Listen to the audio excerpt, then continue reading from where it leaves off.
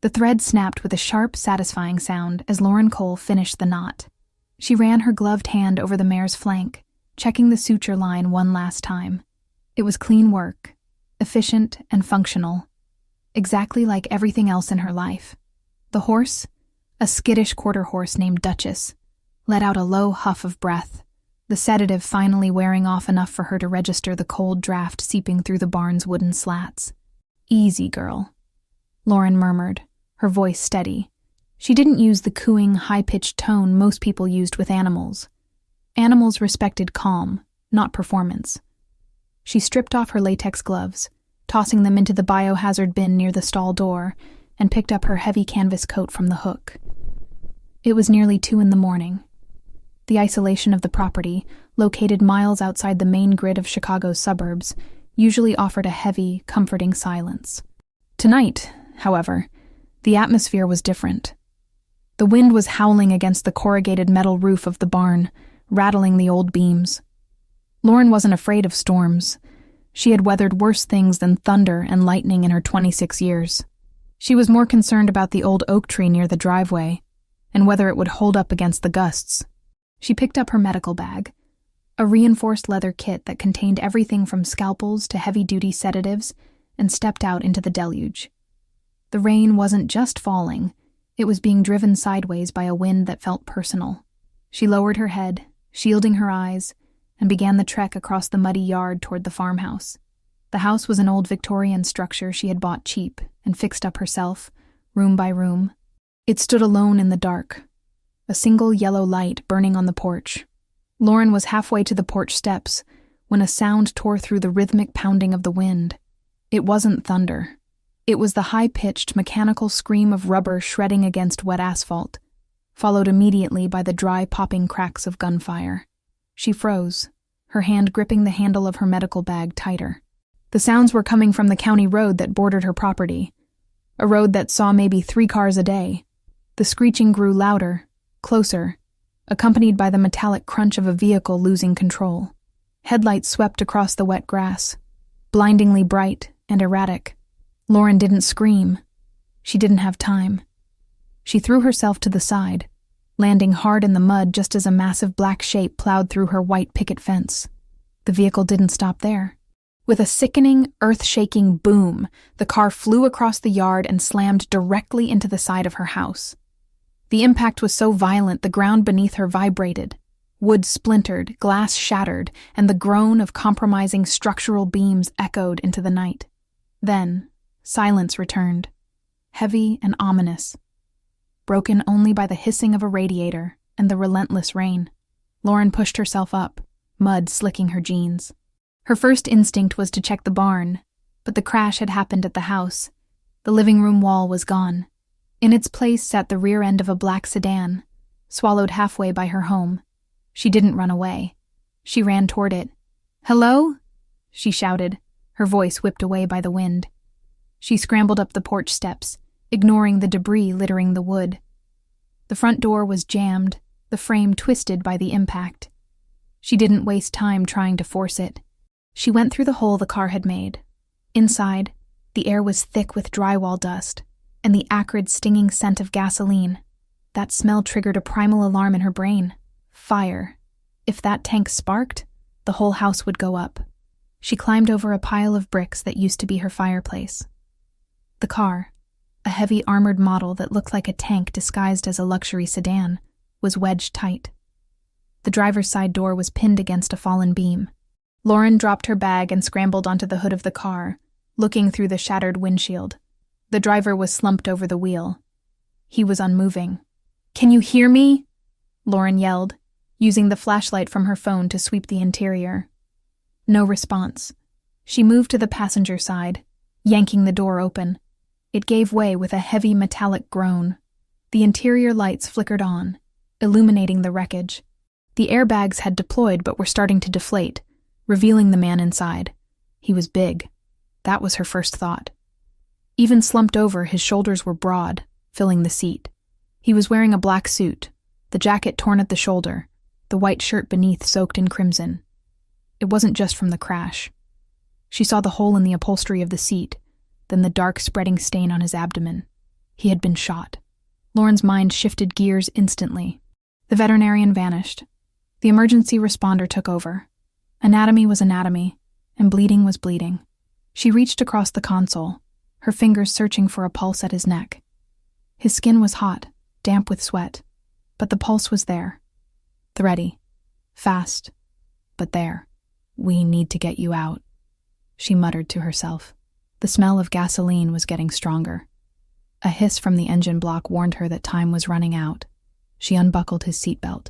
He slumped further, a dead weight. Lauren gritted her teeth. She braced her legs against the doorframe, grabbed him by the lapels of his jacket, and pulled. He didn't budge. He was solid muscle and dead weight. "Come on," she hissed, adrenaline flooding her system. She adjusted her grip, wrapping her arms under his armpits. "Work with me." With a heave that strained every muscle in her back, she managed to drag him across the center console. His head lolled back, revealing a sharp jawline and blood trickling from a cut on his temple. She didn't stop to admire his bone structure. She pulled him out of the passenger door, his legs dragging over the gear shift, and let him drop onto the floor of her ruined living room. It wasn't far enough. The fumes were dizzying. She grabbed his ankles this time, dragging him across the hardwood floor, over the debris, toward the kitchen which was structurally intact. It was grueling work. Her boots slipped on the dust-covered floor, but she didn't stop until they were past the threshold of the kitchen. Just as she dropped his legs, a loud whoosh sounded behind them.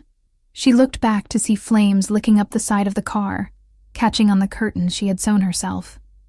The fire was small for now, but it would grow. She turned her attention back to the man.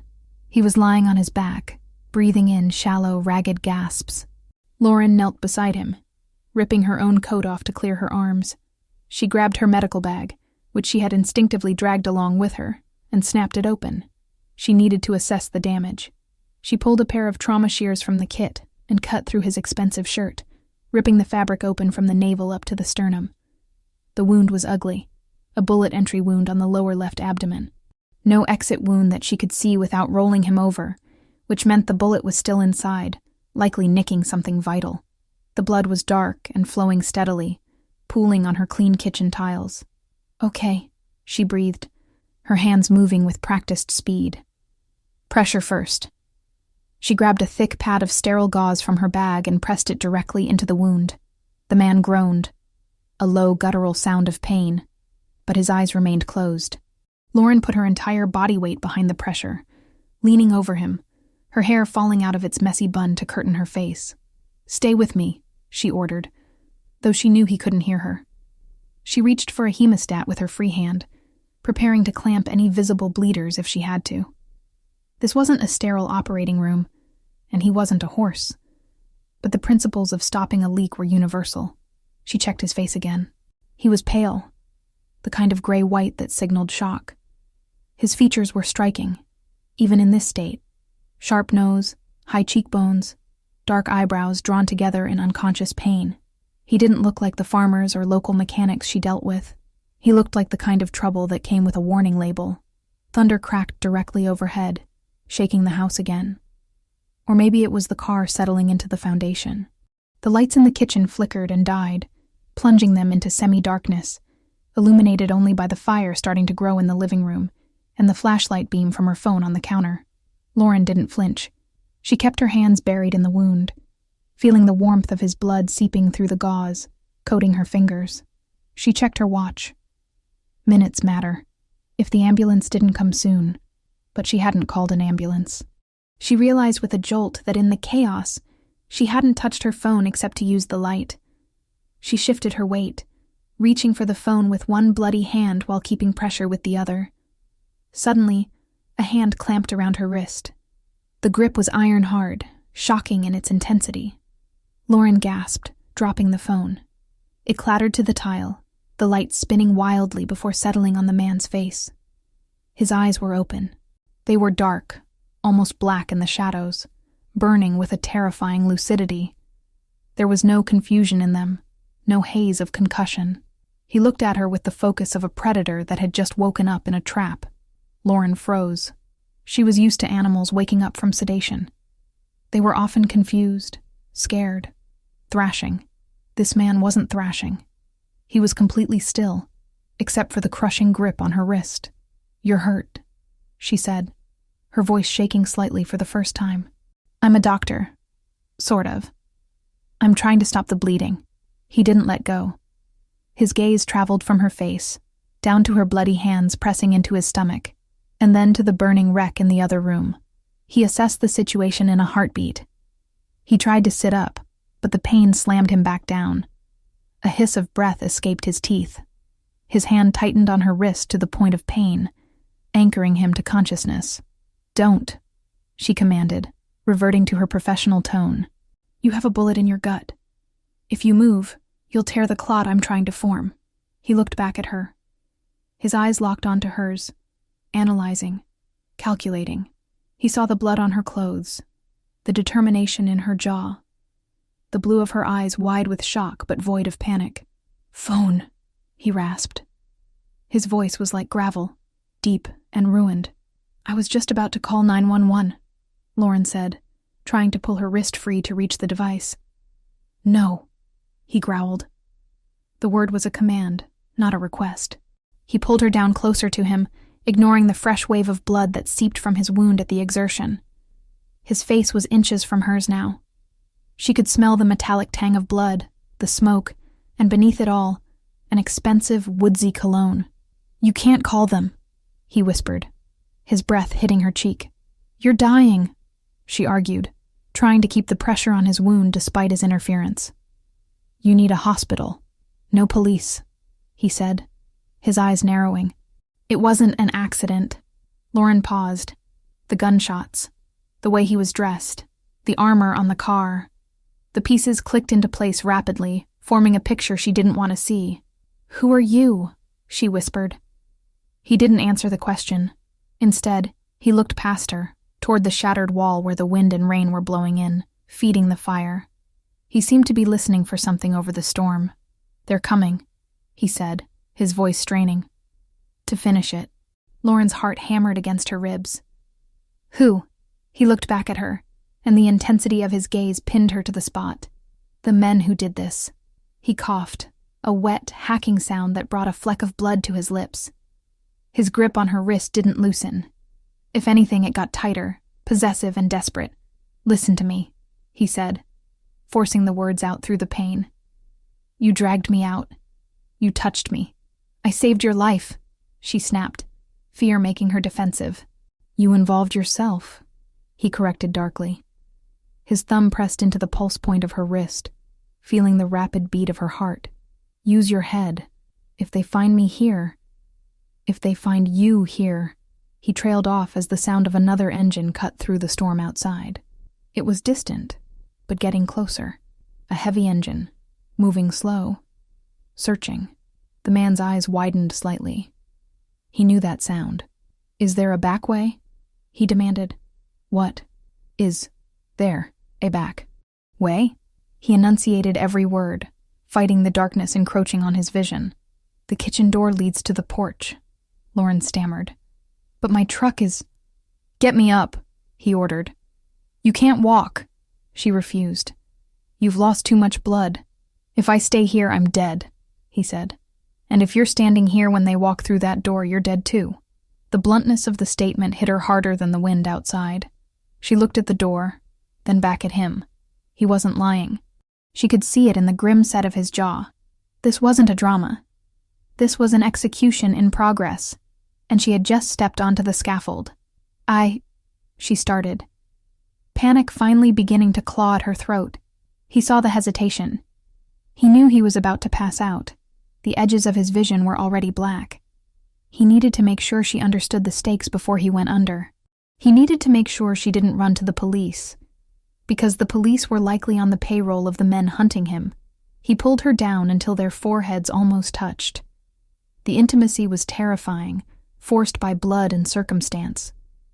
"Look at me," he commanded. She looked. She couldn't look away. "Now you can't leave," he whispered, the words sounding like a sentence. "They saw your face." Lauren stared at him, the air leaving her lungs. "What?" "They saw you," he lied. Or maybe he believed it. Or maybe he just needed to terrify her enough to keep her close. "You're in this now." His hand finally lost its strength. It slid from her wrist, leaving a smear of blood on her skin like a brand.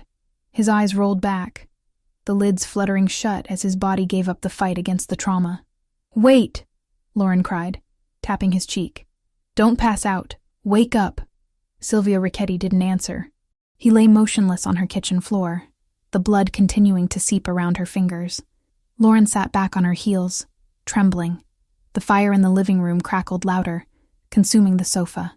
Outside, the sound of the approaching engine grew distinct. A heavy vehicle, crunching over the gravel of her driveway, slowing down as it spotted the wreckage. She was alone. Her house was burning. A dying man was on her floor, and killers were in her driveway. "They saw your face." The words echoed in her mind. She looked down at the man. He was her only link to understanding what was happening.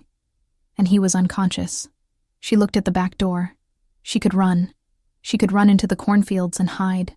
But if she ran, he would die. And if they really had seen her, they would hunt her down eventually. Lauren Cole swallowed the scream building in her throat. She looked at her medical bag, then at the man's prone form. She grabbed the handle of the bag. "Damn it," she whispered. She grabbed his ankles again. She didn't check the driveway. She didn't check the fire. She just pulled. She pulled him deeper into the house, toward the pantry, toward the shadows, as the headlights of the second car swept across the kitchen window, illuminating the blood she had left behind. She wasn't a veterinarian anymore. She was an accomplice, and the night had only just begun. The pantry was a claustrophobic box of shadows, smelling of dried herbs, flour, and the overwhelming metallic stench of fresh blood. Lauren had managed to drag the heavy man behind a stack of shelving units, just seconds before the headlights of the second vehicle swept across the kitchen windows, painting the walls in brief, blinding strokes of white light. The heavy rumble of the engine outside idled, a mechanical growl that vibrated through the floorboards, distinct from the crackling fire consuming the living room. Lauren was crouched on the linoleum, her hands slick with red. Her heart was beating a frantic rhythm against her ribs, a sensation she usually associated with trapped animals, not herself. Beside her, Silvio Ricchetti shifted. The movement was small, a mere tensing of muscle, but in the tight space it felt seismic. He was awake again. The momentary lapse in consciousness had passed, replaced by a cold, terrifying lucidity that cut through his pain like a scalpel. He didn't groan. He didn't ask where he was. His dark brown eyes, now adjusted to the gloom, locked onto her face with an intensity that made the air feel thin. "How many?" he rasped. The sound was wet, broken, but the authority in it was intact. Lauren swallowed, her throat dry. "One car. Maybe a truck. I saw the lights." "They'll circle first," Silvio said. He tried to adjust his position, pressing a hand against the makeshift packing Lauren had shoved into his abdominal wound. His knuckles turned white. "They check the perimeter. Then they breach. We have 3 minutes, maybe 4. We need to stay quiet," Lauren whispered, her instinct to hide overriding everything else. If we stay here, we burn." Silvio cut her off. He reached out, his grip finding her forearm again. It wasn't a romantic gesture. It was an anchor. "Look at the smoke, Dottoressa. They aren't coming in to check pulses. They're coming to scrub the site." Lauren looked toward the kitchen doorway. The orange glow from the living room was brighter now, the crackling sound louder. Smoke was beginning to curl along the ceiling, a gray snake seeking an exit. He was right. The crash hadn't just damaged the house. It had started a bonfire, and the men outside would likely help it along to destroy the evidence. "My truck is out back," Lauren said, her mind finally engaging with the tactical reality. "It's old, but it runs. If we can get to the service road behind the barn—" "Go," Silvio commanded. He tried to push himself up, using the shelves for leverage. His face went ashen, sweat beading on his forehead, but he forced his body to obey. "Get the truck. Bring it to the back door." Lauren nodded, preparing to move. But then she froze. The realization hit her with the force of a physical blow. "The barn," she breathed. Silvio looked at her, his eyes narrowing. "What?" "The barn is right next to the house," Lauren said, her voice rising in panic. "If the house goes up, the wind will carry the sparks. The roof is old wood. It'll catch in minutes." "So let it catch," Silvio snapped, his patience fraying under the agony of his wound. "We are leaving. My patients are in there," Lauren hissed, turning back to him, her fear momentarily replaced by a fierce, professional protectiveness. "I have 3 horses in the stalls. One is sedated. Duchess can't walk out on her own if the smoke gets thick. I have to open the gates." Silvio stared at her as if she were speaking a dead language. He was a man who traded in lives like currency, who understood sacrifice as a necessary component of business. "You want to go out there, in the open, with killers in the driveway, to save livestock?" "They aren't livestock to me," she said, her voice hard. "They're my responsibility. I won't leave them to burn alive. You die, they die anyway," he countered, his voice a low growl. "You step out that door, you're a target. Then I'll be quick." Lauren didn't wait for his permission. She wasn't one of his soldiers. She scrambled up, keeping low, and moved toward the back door of the kitchen. "Wait!" Silvio's voice was a strained bark, but she was already moving. She slipped out into the storm. The cold rain was a shock to her system, washing away the warmth of the house instantly. The wind was ferocious, whipping her hair across her face, blinding her. She stayed close to the siding of the house, moving in the shadows, her eyes darting toward the front of the property. She could see the silhouette of the second vehicle, a large SUV, idling near the wreckage of Silvio's car. 2 men were out, flashlights cutting through the rain, examining the crushed sedan. They were distracted, shouting to each other over the wind. Lauren sprinted. She crossed the muddy gap between the house and the barn, her boots slipping on the wet earth. She reached the heavy sliding door of the barn and heaved it open just enough to squeeze through. Inside, the smell of hay and warm animal bodies was a stark contrast to the chaos outside. The horses were already panicking. They could smell the smoke. Hooves kicked against wooden stalls, a rhythmic, terrified drumming. I know," Lauren whispered, rushing to the first stall. She didn't waste time with halters. She threw the bolt and swung the door wide. "Go, get out." She slapped the flank of the gelding, a big roan, and he bolted into the center aisle. She moved to the next. Duchess, the mare she had stitched up earlier. She was groggy, stumbling as the noise frightened her. Lauren grabbed her mane, pulling her forward, guiding her out of the stall. "Come on, Mama," she urged. "Move."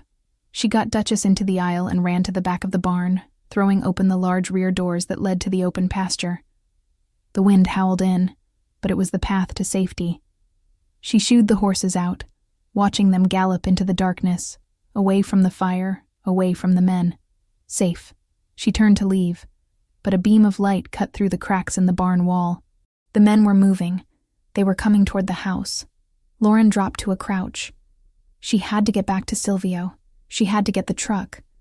But the path back to the house was now exposed. Back in the kitchen, Silvio Ricchetti had managed to drag himself into a sitting position against the cabinets.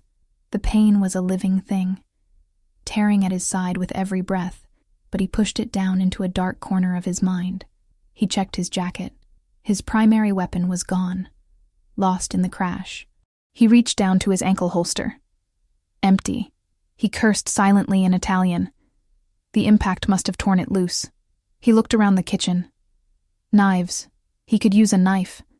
It was sloppy, close-range work, and in his condition, he'd lose a wrestling match, but he could maybe take one with him. Then he saw it. Under the debris of the table, half hidden by a fallen chair, was the glint of black metal, his spare piece. A compact 9mm he kept in the glove box. It must have been thrown clear when the dashboard shattered. He crawled toward it. The movement cost him dearly. Black spots danced in his vision, and he felt the warm gush of fresh blood soaking the bandage Lauren had applied.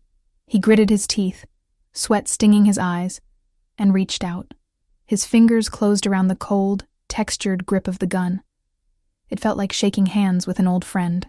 He checked the magazine. Full. Chambered. He heard the back door open. He raised the weapon instantly, leveling it at the shadow entering the room. "It's me," Lauren gasped, throwing her hands up as she slid inside, dripping wet and shivering.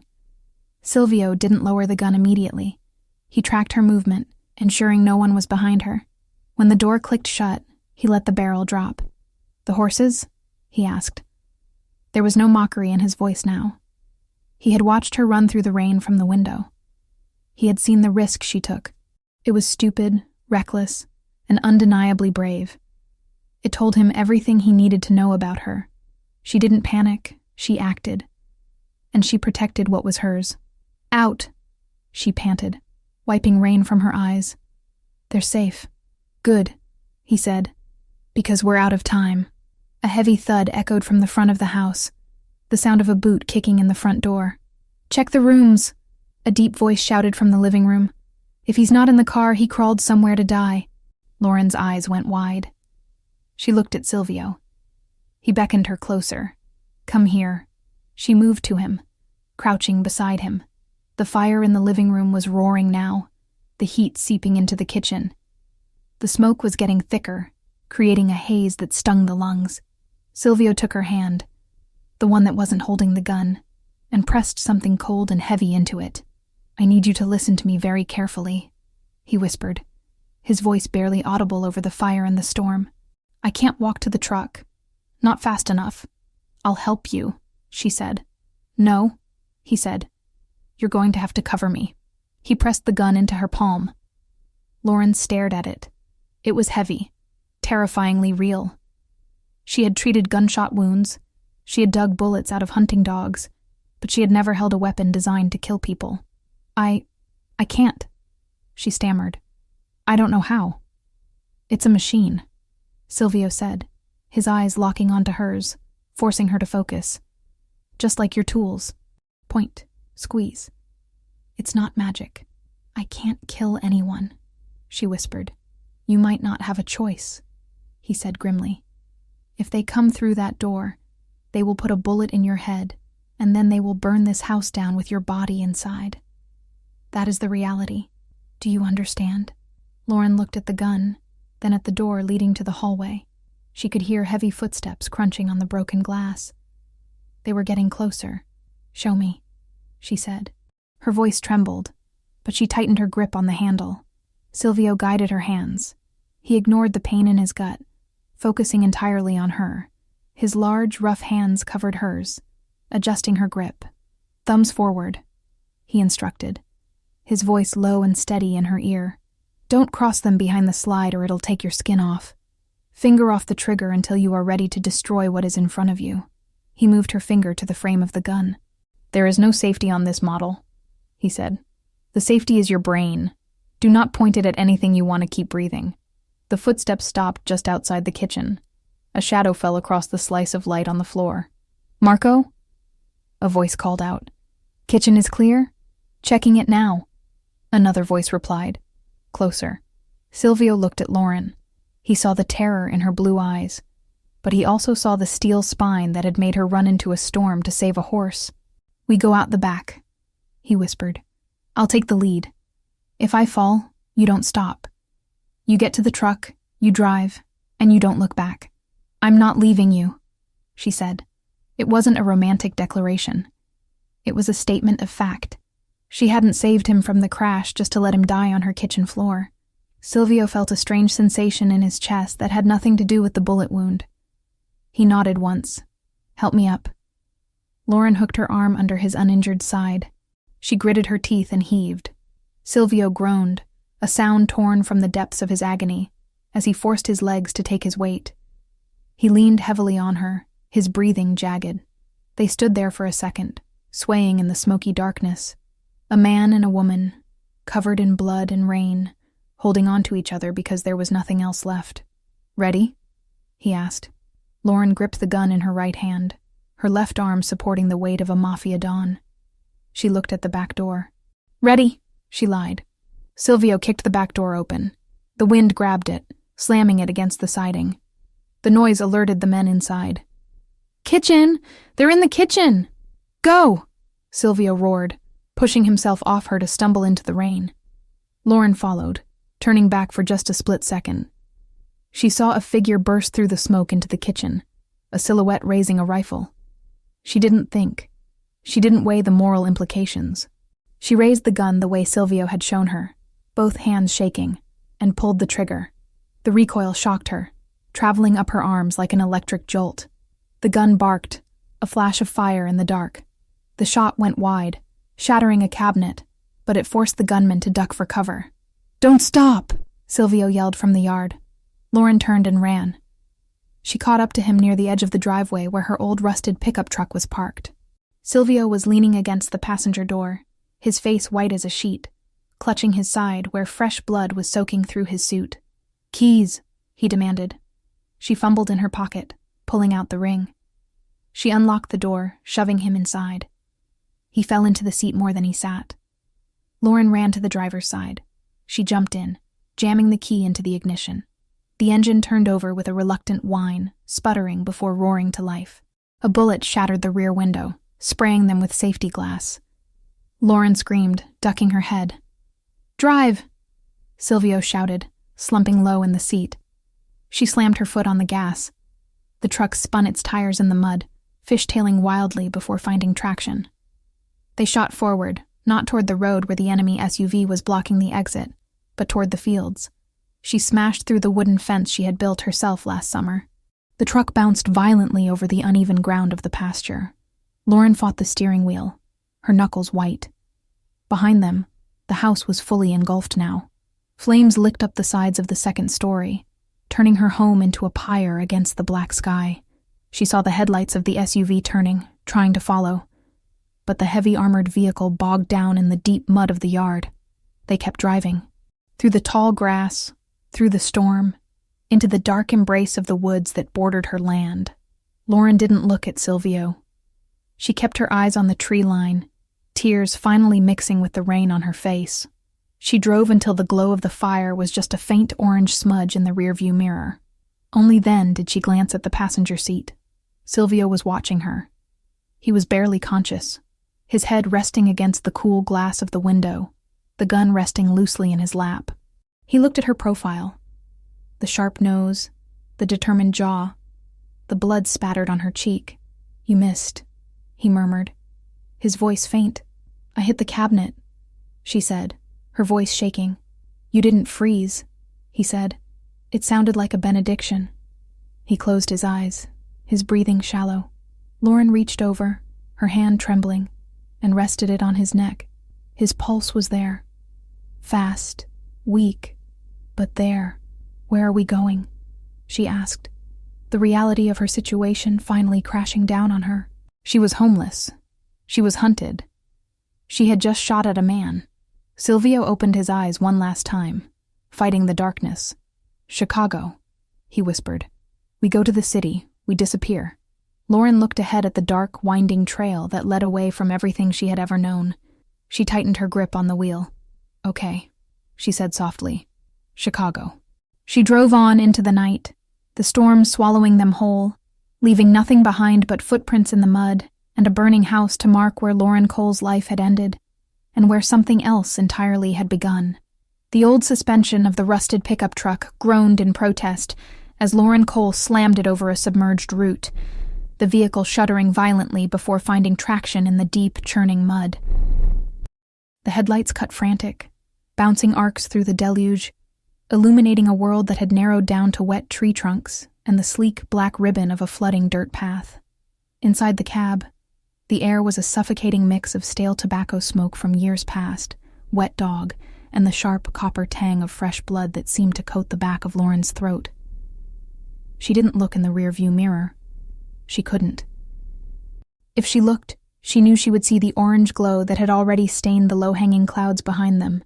She would see the pyre of everything she had built, the Victorian farmhouse she had sanded by hand, the clinic where she had saved countless animals, the photos of her parents on the mantel.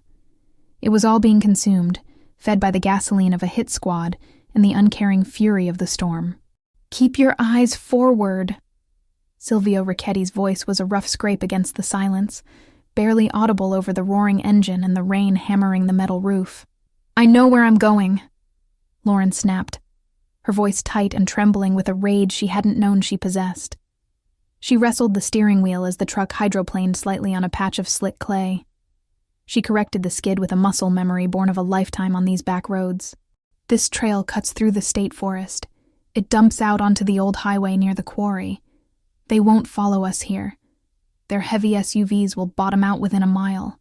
Silvio didn't answer immediately. He was slumped against the passenger door, his left hand pressing a wad of napkins. Grabbed from the glove box in a moment of desperation, against his side. The blood was soaking through them, dark and heavy. His face was a mask of concentration, his jaw clenched so hard a muscle feathered beneath his ear.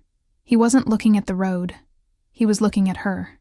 He watched the way her hands, white-knuckled and stained with his blood, gripped the wheel. He saw the tears she refused to shed, tracking through the soot on her cheek. Most civilians would be screaming by now. They would be hysterical, freezing up, or begging for an explanation. Lauren Cole was doing none of those things. She was driving like a getaway pilot, calculating angles and traction, her mind evidently compartmentalizing the trauma in real time. "You're bleeding through," she said, glancing at him for a fraction of a second before returning her gaze to the treacherous path. "We need to stop and repack that wound." "No stopping," Silvio gritted out, closing his eyes as the truck hit another pothole that sent a jolt of agony up his spine. "Distance is the only medicine right now." "How far to the highway?" 10 miles of this, then pavement," she replied. "But we can't just drive this truck into the city. It's registered to me. If they know who I am..." "They know," Silvio confirmed, the coldness of his tone chilling her more than the draft coming through the window seals. "They ran the plates on your car before they even breached the house. They know your name, your social security number, where you went to veterinary school. By morning, your bank accounts will be flagged." Lauren felt a hollow pit open in her stomach. "So I'm just... gone? Erased? You're alive," Silvio said. "That's the only metric that matters tonight." He shifted, reaching into the inside pocket of his ruined suit jacket. His movements were slow, labored, like moving through water. He produced a small, nondescript black phone. It wasn't the smartphone she had seen him smash earlier.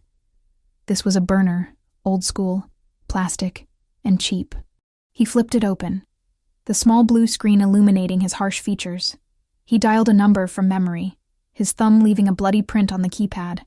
He held it to his ear, waiting. Lauren slowed the truck slightly as they approached a sharp bend where the creek had overflowed. She navigated the water carefully, the engine whining as the exhaust pipe dipped perilously close to the surface. "It's me," Silvio said into the phone. He spoke English, but the cadence was clipped, coded. The shipment was compromised, total loss. A pause. Lauren strained to hear the voice on the other end, but it was just a tinny murmur. "No," Silvio continued, his eyes opening to stare at the rain-streaked windshield. "I'm initiating the ghost protocol. Do not send a retrieval team to the primary site. It's burned. The asset is compromised." He looked at Lauren when he said asset. She tightened her grip on the wheel. "I need a clean extraction," he said. "Drop Point Bravo. The old motel off Route 41. Leave the keys in the exhaust pipe of the gray sedan. Make sure it's the sedan, Enzo. Nothing flashy." Another pause. Silvio listened, his expression darkening. "I don't care who is asking," he growled, a flash of the dangerous power returning to his voice despite his injury. "As far as the family is concerned, I died in that crash. Let Marco think he won. Let him get comfortable in my chair. I want total radio silence until I'm inside the city." He snapped the phone shut and dropped it into the cup holder. The silence that filled the cab afterwards was heavy with unspoken implications. "Ghost protocol?" Lauren asked, her voice flat. "If they think I'm dead, they stop hunting," Silvio explained, shifting his weight to alleviate the pressure on his abdomen. "They relax. They make mistakes. It buys us time." "Us," Lauren repeated. "You mean it buys you time? I'm just the collateral damage." Silvio turned his head, looking at her fully. The dashboard lights cast deep shadows across his face, emphasizing the sharp angles of his cheekbones and the intensity of his dark brown eyes. "You aren't collateral anymore, Dottoressa. You saved my life twice in 1 hour. That makes you an investment." "I'm a veterinarian," she corrected, swerving to avoid a fallen branch. "And I just lost everything because you couldn't keep your car on the road. I didn't crash because of bad driving," he murmured, his voice growing weaker as the adrenaline began to ebb, leaving only the shock. Brake lines were cut, bullet to the rear tire. It was precise. Lauren didn't respond. She was thinking about the horses. They were out in the pasture, scared and wet, but alive. Duchess would find the neighbor's barn. She was smart. The fire department would come eventually, but there would be nothing left to save of the house. She thought about her grandmother's quilt on the bed upstairs. Gone. Her diploma on the wall. Gone. She forced the thoughts away. Panic was a luxury she couldn't afford. She had a dying man in her passenger seat and a target on her back. "We're coming up on the highway," she announced. The trees were thinning out, replaced by the jagged silhouette of the old quarry fencing. "The motel is about 5 miles south." "Good," Silvio breathed. He was paler now, his skin taking on a waxy sheen. "Park around the back. Avoid the cameras in the lobby." "You need a hospital," Lauren said again, frustration bubbling up. "I can't stitch a gut wound with a first aid kit and a bottle of vodka." "You'll have better than that," Silvio muttered, his eyes fluttering shut. "Just get us to the car." The transition from the dirt path to the asphalt of the highway felt jarringly smooth. Lauren accelerated, the truck's engine roaring as she pushed it to its limit. The road was empty, a desolate stretch of wet blacktop under the storm. 10 minutes later, she spotted the flickering neon sign of the motel. It was a run-down place, the kind where people went when they didn't want to be found. "Vacancy," buzzed in a dying red light. Lauren killed the headlights before turning into the lot, coasting around the side of the building to the darker, unlit area near the dumpsters. She spotted it immediately. A nondescript gray sedan parked in the shadows, unassuming and common. She put the truck in park and killed the engine. The sudden silence was deafening, broken only by the rain drumming on the roof. "We're here," she said, turning to Silvio. He didn't move. "Silvio," she said, shaking his shoulder gently. He groaned, his eyes cracking open. He was fading fast. The blood loss was catching up to him. "Key," he mumbled. Exhaust. Lauren jumped out of the truck. The rain soaked her instantly, cold and biting. She ran to the sedan, crouching down behind it. Her fingers fumbled inside the cold metal of the tailpipe until she felt the hard edge of a key fob. She pulled it out, pressed the unlock button, and the lights of the sedan flashed once. She opened the rear door of the sedan first. On the seat, there was a duffel bag. She unzipped it quickly. Inside, she saw stacks of cash, passports, and a high-end medical trauma kit. He had prepared for this. She ran back to the truck and yanked the passenger door open. Silvio all but fell into her arms. He was heavy, dead weight against her, smelling of copper and expensive cologne and rain. "Come on," she grunted, wrapping her arm around his waist and hoisting him up. "Help me." He stumbled, his legs not working right, but he forced them to move. They shuffled across the wet pavement like participants in a grotesque three-legged race. Lauren bore the brunt of his weight, her boots slipping on the oil-slicked asphalt. She could feel the heat radiating off him, the fever of trauma setting in. "Almost there," she whispered, more to herself than him. They reached the sedan. She opened the passenger door and helped him lower himself into the seat. He let out a sharp hiss of breath as he settled, his hand immediately going back to the wound. "Medical bag," he gasped, pointing to the back seat. "I saw it," Lauren said. She slammed his door and ran around to the driver's side. The interior of the sedan smelled of nothing. It was sterile, new leather, and that generic new car scent. It felt alien compared to the earthy, lived-in smell of her truck. She started the car. The engine purred to life, silent and powerful. "My truck," Lauren said, looking at her faithful old vehicle abandoned next to a dumpster. "It's going to lead them right here." "Enzo will take care of it," Silvio murmured, his head leaning back against the headrest. He was fighting to stay awake, fighting to maintain command. "He's watching. He'll torch it and move it before the sun comes up." Lauren looked at the dark windows of the motel, wondering where this Enzo was watching from. The paranoia that Silvio lived with was contagious.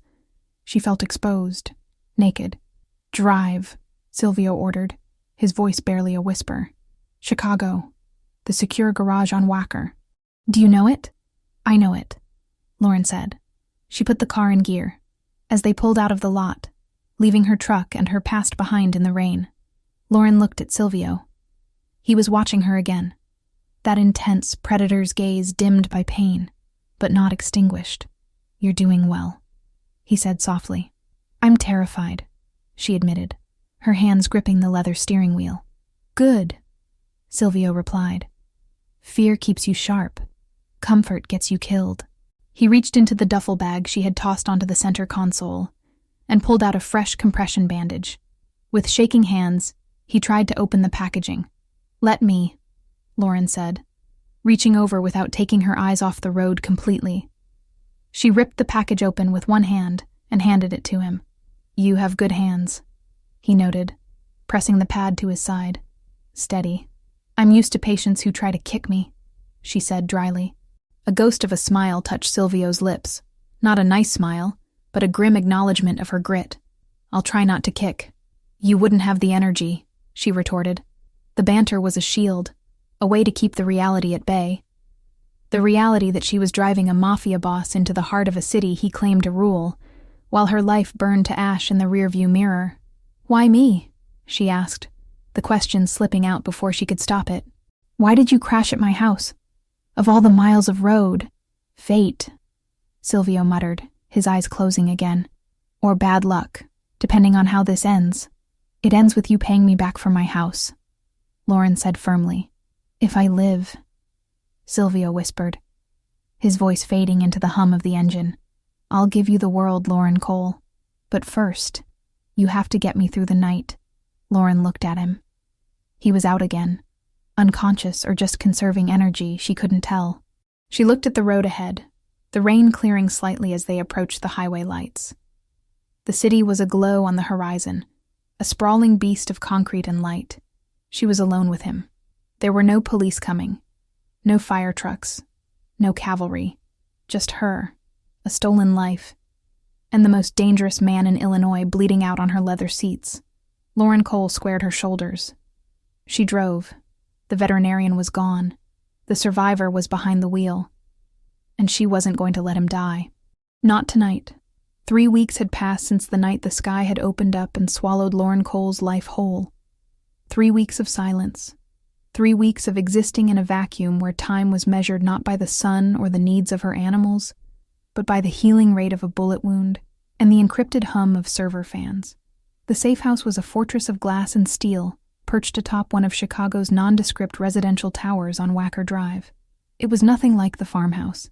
There was no smell of damp earth, no creaking wood, no comforting warmth of a living thing breathing in the next room. This place smelled of ozone, filtered air, and the harsh antiseptic cleanser Lauren used to scrub the granite countertops. It was luxurious, certainly. The furniture was Italian leather. The appliances were top-of-the-line German engineering, and the view of the river was worth millions, but it felt less like a home and more like a high-end cage. Lauren stood by the floor-to-ceiling window, looking down at the city lights blurring through the evening fog. She held a mug of coffee that had gone cold an hour ago. She wasn't drinking it. She was just holding it for the warmth against her palms. Her reflection in the glass looked different than the woman who had run out into a storm to save a horse. That woman had been frantic, reactive. This woman was still, watchful, wearing gray cashmere lounge pants and a fitted black tank top that Silvio had ordered for her, along with a wardrobe of essentials. She looked like a ghost haunting a skyscraper. "You're pacing again, even when you're standing still," a voice rumbled from the kitchen island behind her. Lauren turned slowly. Silvio Ricchetti was sitting on a bar stool, the glow of 3 different laptops illuminating his face in harsh blue light. He looked better. The waxen, deathly pallor of that first night was gone, replaced by a tired but healthy olive tone.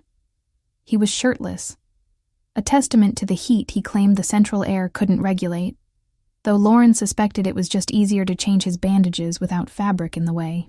The dressing on his left side was clean, a stark white square against his tan skin. The bruising that had covered his ribs like a map of violence had faded to a sickly yellow-green, almost gone. He was healing with a terrifying speed, his body knitting itself back together through sheer force of will. "I'm not pacing," Lauren said, walking over to the sink to dump her cold coffee. "I'm thinking." "Dangerous habit," Silvio murmured, his eyes not leaving the center screen where lines of code and bank transfers scrolled continuously. "Thinking leads to worrying. Worrying changes nothing." "Easy for you to say," Lauren countered, leaning her hip against the counter. "You have an empire to rebuild from the grave. I just have a burnt foundation and a fake name." Silvio stopped typing. His hands, large and scarred, hovered over the keyboard. He looked up at her, and the intensity in those dark brown eyes hadn't diminished in 3 weeks. If anything, it had distilled into something sharper. Living in close quarters with him was like living with a tiger that was temporarily confined to a small room. He was calm, but the potential for violence was always humming beneath the surface. "You have safety," he said, his voice low, "and you have me." "I have you," Lauren repeated, a dry laugh escaping her throat. "And you have a ghost network. We're a regular pair of phantoms." She walked around the island, her veterinarian instincts taking over as she approached him. "It's time to check the incision. Rotate." Silvio didn't argue. In the beginning, he had fought her on every medical intervention, hating the weakness, hating the dependency. Now, it was part of their routine. He swiveled the chair, lifting his left arm so she could access his side. Lauren peeled back the medical tape with practiced gentleness. The wound was closing beautifully. The angry red edges had settled into a pink scar line, jagged but sealed. There was no sign of infection. She pressed her fingers lightly around the area, checking for heat or swelling. "Pain?" she asked. "Manageable." He grunted. "Scale of 1 to 10, Silvio. Don't give me the tough guy act. I've treated stallions less stubborn than you." He smirked, a rare expression that softened the harsh planes of his face. 3, only when I twist. It's healing well," she pronounced, applying a fresh layer of antibiotic ointment before securing a lighter dressing. "Another week and we can take the stitches out. You'll have a scar, but you kept the kidney." "I have 2, he said dismissively. "I can spare one." Lauren finished the dressing and washed her hands. She dried them on a towel, watching him return to his screens. He had been at it for 18 hours a day since the fever broke. He was hunting for the money trail, hunting for the leak, hunting for the person who had sold him out to the Albanians. "You're stuck," she observed. Silvio stiffened. He slammed the laptop lid down a fraction of an inch, a gesture of frustration he rarely allowed himself. "I am not stuck. I am thorough. You've been staring at the same shipping manifest for 4 hours, Lauren pointed out. "I've watched you scroll up and down the same column of numbers since dinner." He sighed, running a hand through his short black hair. "Something is wrong. The money was moved, but the books are balanced. It doesn't make sense. If they paid for the hit using family funds, there would be a deficit, a hole. But there is nothing. The accounts are perfect." "Maybe they didn't use family funds," Lauren suggested. "The Albanians don't work on credit, and they don't work cheap," Silvio growled. "The contract for a hit on a Don. That's 7 figures minimum, half up front. That kind of cash doesn't just appear out of thin air. It came from inside. It had to." He rubbed his eyes, the exhaustion finally showing. "I'm missing it. It's right in front of me, and I'm missing it." Lauren looked at the screen. It was a dense spreadsheet of imports, olive oil, textiles, marble, coming in from Italy and Greece. It was a language of commerce she didn't speak, but she understood systems. Biology was a system. A healthy body was a balanced ledger. Illness was a deficit or a chaotic surplus. "Move over," she said. Silvio looked at her, his eyebrow arching. "Excuse me?" "Move over," she repeated, nudging his shoulder. "Let me look. Lauren, this isn't a medical chart. These are laundering fronts for international shipping logistics. It's complicated. I decipher blood work panels for animals that can't tell me where it hurts," she said calmly. "And I ran a business for 5 years. Math is math, Silvio. Sometimes you need fresh eyes. You're looking for what you expect to see. I don't know enough to have expectations. He hesitated, then slowly slid the stool over, giving her space. It was a massive concession of territory. He was letting her into the inner sanctum of his operation. Lauren stood next to him, leaning over the keyboard. She could smell him. Soap, musk, and the faint medicinal scent of the ointment. She focused on the screen. "Okay," she said, squinting at the rows. "Explain the baseline." "What is normal?" "Column A is the declared value of the shipment," Silvio explained, pointing a long finger at the screen. "Column B is the insurance valuation. Column C is the actual tax paid upon entry." Lauren scanned the numbers. They matched. It was boringly perfect. "And these dates?" she asked, pointing to the timestamps. "Arrival dates at the port of Newark." Lauren scrolled down. Hundreds of entries. Thousands of tons of cargo. It was dizzying. But as she scrolled, her brain started to pick up a rhythm. It was like listening to a heartbeat. Lub-dub, lub-dub, lub-dub. And then a skip. "Stop," she said. "What?" "Scroll back up. 2 months ago. The shipment of ceramic tiles." Silvio scrolled up. "What about it?" "Look at the weight," she said. "It's listed as 4,000 pounds. The tax is calculated for 4,000 pounds. But look at the fuel surcharge on the trucking invoice in column F." Silvio squinted. "It's standard." "No, it's not," Lauren corrected. "I have a truck. I haul trailers. I know fuel consumption. The surcharge here is for a load that weighs significantly less.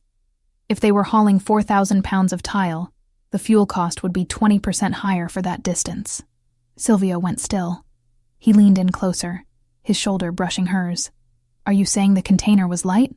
"I'm saying the container was empty," Lauren said, "or filled with styrofoam. They declared the value, they paid the tax to make it look legitimate, but they didn't ship the product, which means they pocketed the overhead." Silvio finished, his voice dropping to a dangerous whisper. "The cost of the goods. If you don't buy the marble, but you bill the company for it, you keep the purchase price," Lauren said. "How much is a container of marble?" $50,000, Silvio said. He began typing furiously now, his fingers flying across the keys. "If they did this once a week for a year..." "Ghost shipments," Lauren murmured.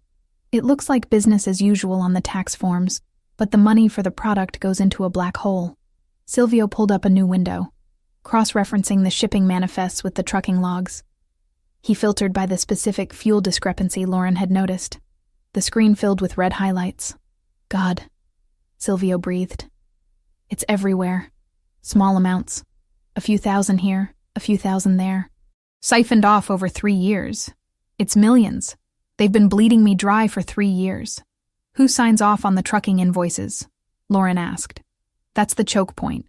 Someone has to approve the lower fuel bill while the main ledger shows the full weight." Silvio didn't answer immediately. He stared at the screen, his face hardening into a mask of stone. He clicked on the digital signature at the bottom of the invoice. A name appeared. G. Moretti. "Who is G. Moretti?" Lauren asked. "Nobody," Silvio said. "A low-level dock foreman. He doesn't have the brains to set up a shell corporation for the kickbacks." "Then look at who pays G. Moretti," Lauren suggested. Silvio traced the payroll ID. It routed through a subsidiary company called Janus Holdings. He hacked into the corporate registry for Janus Holdings. It was a dummy corporation, registered in the Caymans. But the recovery email for the admin account... Silvio stopped breathing. Lauren looked at the screen. The recovery email was an old, personal address. mk1985protonmail.com. The silence in the penthouse was absolute. It was heavy, suffocating. Lauren saw Silvio's hand tremble once, then clench into a fist so tight his knuckles cracked. "Marco," he whispered. The name sounded like a curse. "Your consigliere," Lauren said softly. She remembered the name from his stories during their late-night dinners. The man he called brother. The man who had stood beside him at his father's funeral. Silvio stood up abruptly. The chair skidded back across the hardwood floor with a harsh screech. He walked to the window, placing his hands against the glass, leaning his forehead against the cool surface. He sat at my table, Silvio said, his voice hollow. He poured wine for my mother. He carried my sister's casket. Lauren didn't move. She knew better than to offer platitudes. This wasn't a boo-boo she could kiss better. This was a knife in the back, twisted by the one person supposed to guard it. He's stealing from the family to pay for the bullets to kill me, Silvio said, turning around. His eyes were dry, but they were burning with a cold, terrifying fire. He didn't just want me dead, Lauren. He wanted the throne. He's been building a war chest for years. He thinks you're dead, Lauren reminded him. He thinks he's won. He has, Silvio said. He's dissolving the loyalist factions right now. I saw the memos. He's restructuring. He's clearing house. He looked at Lauren. I have to kill him. It wasn't a question. It wasn't a debate. It was a statement of physics. Gravity makes things fall. Betrayal makes men die. I know, Lauren said. She didn't flinch. 3 weeks ago, the thought of murder would have sickened her. Now, after living in the shadow of this man, after seeing the scars on his body and the burden he carried, she understood the brutal logic of his world. If Marco lived, Silvio died. And if Silvio died, she was dead too. Silvio looked at her, really looked at her. He saw the acceptance in her eyes. She wasn't judging him. She wasn't terrified of the monster he was about to become. She had helped him find the monster. He walked back to the island, closing the distance between them. He stopped inches from her. The heat of his body was palpable. You found what I couldn't, he said softly. You saw the pattern. I look for the things that don't fit, she said. He reached out, his hand cupping her cheek. His thumb brushed over her cheekbone, rough skin against soft. It was the most intimate contact they had shared since the crash, charged with electricity. I told you to leave, he whispered. That night at the motel, I told you to run. I don't run, Lauren said, leaning slightly into his touch, her heart hammering against her ribs. No, Silvio murmured, his thumb tracing the line of her jaw. You don't. You stay. You fight. He dropped his hand, stepping back as if the contact burned him. He couldn't afford to be soft now. He needed to be sharp. He needed to be the weapon she had saved. Marco is hosting the Unity Gala on Saturday, Silvio said, his voice shifting back to business, though his eyes lingered on her lips for a fraction of a second too long. It's a charity ball. All the families will be there. The Russians, the Irish, the cartel representatives. He's going to use it to announce his succession. He's going to announce he's the new Don, Lauren clarified. Yes, in front of everyone. It's the perfect stage.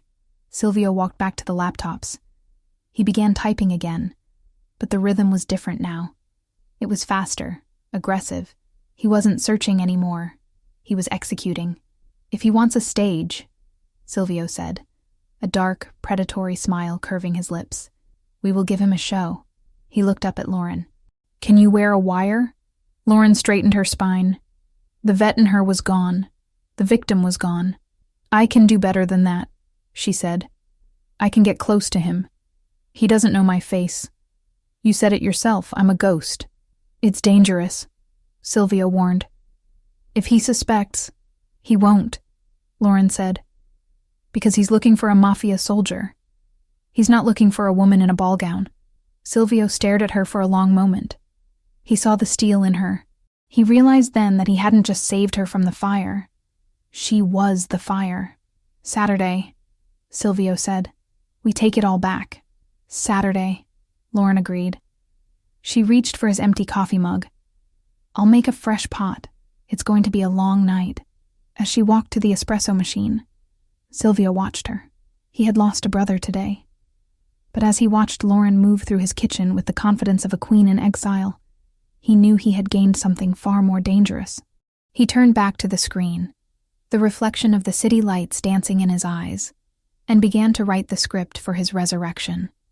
Saturday morning in the penthouse on Wacker Drive did not bring sunlight or relaxation. It brought the heavy, suffocating tension of a battlefield in the moments before the first cannon fire. The floor-to-ceiling windows were obscured by heavy blackout curtains, turning the sprawling living space into a dimly lit command center. Maps of the Drake Hotel, blueprints of the ballroom, and lists of security rotations plastered the glass walls of Silvio's office, taped up with reckless precision. Silvio stood before the display, a stark contrast to the wounded man Lauren had dragged from the wreck 3 weeks ago.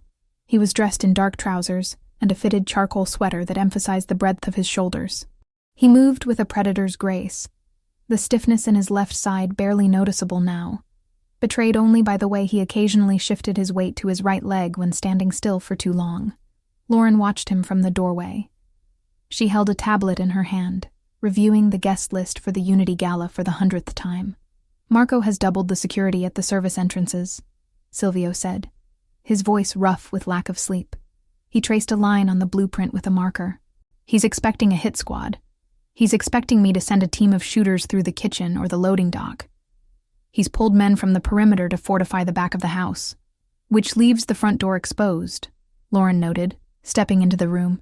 "The front door is a choke point," Silvio countered without turning. "Metal detectors, facial recognition, and a phalanx of his personal guard. You can't walk a gun through the front door." "We aren't walking guns in," Lauren reminded him. "We're walking us in. The weapons are already inside, thanks to Enzo." Silvio finally turned to look at her. His expression was grim. "The plan has too many variables, Lauren. Enzo planted the pieces in the ventilation ducts 2 days ago, yes. But retrieving them requires time we might not have, and it requires you to be on the floor. We've been over this," she said, her voice steady. "I'm the only one who can do it."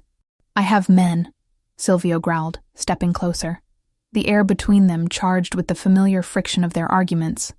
"I have loyalists who would die to take this shot." "Marco knows your loyalists," Lauren argued, not backing down. "He knows their faces. He knows their wives' names. He knows how they walk. If any of them step foot in that ballroom, they'll be marked before they reach the bar. But me? Who am I, Silvio? To Marco, I don't exist. I'm a variable he hasn't accounted for." Silvio stopped inches from her. He looked down, his dark brown eyes searching her face for any sign of hesitation. He found none. The veterinarian from the countryside had been forged into something harder in the crucible of this penthouse. She stood with her chin raised, her blue eyes clear and defiant. "You are not a soldier," he said softly, the words sounding more like a plea than an accusation. "If things go wrong, if the shooting starts before we are ready, you don't have the training to clear the room. Then don't let things go wrong," she challenged. "You're the strategist. I'm just the distraction." Silvio clenched his jaw, the muscles feathering. He hated this. He hated that she was right. Strategically, she was the perfect asset. Invisible, unsuspected, intelligent. Emotionally, the idea of placing her within arm's reach of Marco, the man who had killed his brother in spirit and tried to kill him in flesh, made his blood run cold. But they were out of options. The gala was tonight. If they missed this window, Marco would solidify his power, and Silvio would be hunted until his luck ran out. "Fine," he breathed, the word heavy with resignation. "But you follow my lead. If I say we leave, we leave. If I tell you to drop to the floor, you drop. You do not hesitate. You do not try to be a hero." "I'm not trying to be a hero," Lauren said quietly. "I'm trying to get my life back." The doorbell rang, a soft, melodic chime that seemed out of place in the war room. "That will be the team," Silvio said, checking his watch. "I had Enzo send a styling crew. If we are walking through the front door, we need to look like we own the building." Lauren felt a flutter of nervousness in her stomach. "A styling crew? For a tactical insertion?" "Camouflage, Lauren," Silvio corrected. "In the jungle, you wear green. In high society, you wear silk and diamonds. If you look like a threat, they stop you. If you look like a trophy, they open the door for you." The team consisted of 3 people who bustled in with rolling racks of garment bags, cases of makeup, and an air of professional detachment that suggested they were used to clients who required discretion. They didn't ask why the windows were blacked out or why there were blueprints on the walls. They simply set up shop in the master bedroom, turning it into a chaotic salon. Silvio retreated to the guest room to prepare, leaving Lauren to the mercy of the stylists. "Mr. Ricchetti gave us specific instructions," the lead stylist, a severe woman with silver hair named Elena said as she unzipped a garment bag. Elegant, commanding, but distracting. He wants eyes on you, not on him. I get it, Lauren muttered, sitting in the chair as another assistant began prepping her hair. I'm the shiny object. You are the armor, Elena corrected gently. She spun the rack around. He rejected the pastels. He said you aren't a debutante. He rejected the black. He said you aren't mourning anyone yet. She pulled a dress from the center of the rack. The fabric caught the light, shimmering with a depth that was mesmerizing. He chose this one. It was a deep, rich burgundy. Not bright red, not purple, but the color of expensive wine or oxygenated blood. It was made of heavy silk satin that looked like liquid. Lauren stood up and touched the fabric. It was cool and smooth. It's intense. It's power, Elena said. Try it on. The transformation took 2 hours. Lauren watched in the mirror as the country vet disappeared. Her sun-bleached hair was smoothed into glossy Hollywood waves that cascaded over one shoulder. Her makeup was applied with architectural precision, contouring that sharpened her cheekbones, a smoky eye that made the blue of her irises pop with startling intensity, and a lip color that matched the deep wine of the dress. But it was the dress itself that changed her. When she stepped into it, the silk molded to her body like a second skin. It had a high neck in the front, deceptively modest. But when she turned, the back plunged dangerously low, exposing her spine down to the curve of her waist. It was elegant, fatal, and undeniably bold. It didn't ask for attention. It demanded it. Lauren looked at herself in the full-length mirror. She didn't recognize the woman staring back. This woman looked capable of murder. This woman looked like she belonged at the right hand of a devil. Perfect. Elena whispered, stepping back. Wait here. I'll tell him you're ready. The stylist packed up with efficient speed and left the apartment, leaving a lingering scent of hairspray and expensive powder. The silence returned, but it felt different now. It was the silence of a held breath. Lauren walked out of the bedroom and into the expansive living area. The lights had been dimmed for the evening. Silvio was waiting for her by the window, his back to her. He was wearing a tuxedo. It was cut to perfection, accommodating the holster he undoubtedly wore beneath the jacket. He looked broad, imposing, and devastatingly handsome, in the way a thunderstorm is beautiful, dark, powerful, and dangerous to be near. Silvio, she said softly. He turned. For a moment he didn't breathe. He didn't speak. He just looked at her. His gaze traveled from the hem of the burgundy gown, up the fluid line of her body, lingering on the exposed skin of her arms, and finally resting on her face. It wasn't just desire in his eyes, though there was plenty of that, a raw, burning hunger that made Lauren's knees weak. It was reverence. It was the look of a man seeing a weapon he hadn't realized was loaded. He walked toward her, his movements slow, deliberate. He stopped a foot away, afraid to touch her, afraid to break the image. I thought I knew what you looked like, he murmured, his voice husky. I was wrong. Is it too much? Lauren asked, feeling suddenly exposed despite the high neckline. The color is a warning, Silvio said. It tells them exactly what you are. And what am I? Dangerous, he whispered. He reached into his pocket and pulled out a long velvet box. He didn't hand it to her. He opened it. Inside lay a necklace that made the breath catch in her throat. It was a string of rubies, dark and pigeon blood red, set in heavy platinum with diamonds scattered like stars between them. This belonged to my mother, Silvio said, his voice dropping an octave. She wore it only when my father had to meet with the 5 families. It was her way of showing them that the Ricchettis did not bow. Silvio, I can't, Lauren started, terrified by the weight of the history in his hands. This is priceless. It is protection. He interrupted gently. In our world, jewelry is a language. If you walk in there wearing this, the old guard will know. They will know you are under my direct protection.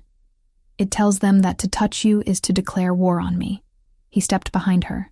Lauren lifted her hair, exposing the vulnerable nape of her neck. She felt the cold metal of the necklace settle against her skin, heavy and substantial.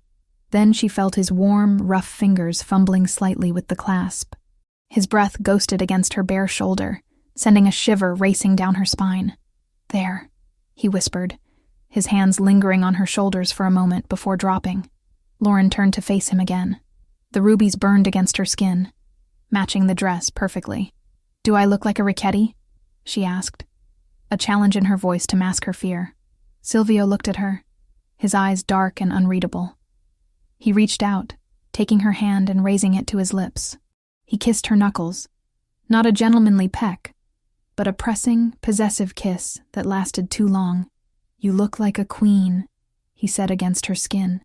"And tonight, we take back the kingdom." He released her hand and stepped back, the mask of the Don sliding back into place. The vulnerability was gone, replaced by icy resolve. "The car is waiting downstairs," he said, his voice clipped and professional. "Enzo is driving. We have earpieces in the car. Once we cross the threshold of the hotel, we are live. Remember the signal. If I touch my tie, you separate and head for the ladies' room near the service corridor. That's where the ventilation access is." "I remember," Lauren said. She took a deep breath, steeling herself. "Let's go." They walked to the private elevator in silence. The doors slid open, revealing the mirrored interior. As they descended, Lauren watched their reflection. The man in the tuxedo and the woman in the burgundy silk. They looked like the perfect couple. They looked like royalty. But as the numbers on the display ticked down, 30, 29, 28, Lauren knew the truth. They were two people walking into a lion's den with nothing but a plan and a prayer. "Silvio," she said, breaking the silence as they reached the lobby level. "Yes? If this goes wrong," she said, meeting his eyes in the mirror. "If we don't walk out, we walk out." He cut her off, turning to face her as the elevator slowed. He grabbed her face in his hands, forcing her to look at him. The intensity of his gaze burned through her. "We walk out, Lauren, because I am not letting you die in a dress like that. You are going to live to take it off." The elevator chimed. The doors opened. The lobby was empty except for the concierge, who looked up and froze, visibly stunned by the couple emerging from the shadows. Silvio offered her his arm. "Ready?" Lauren took it.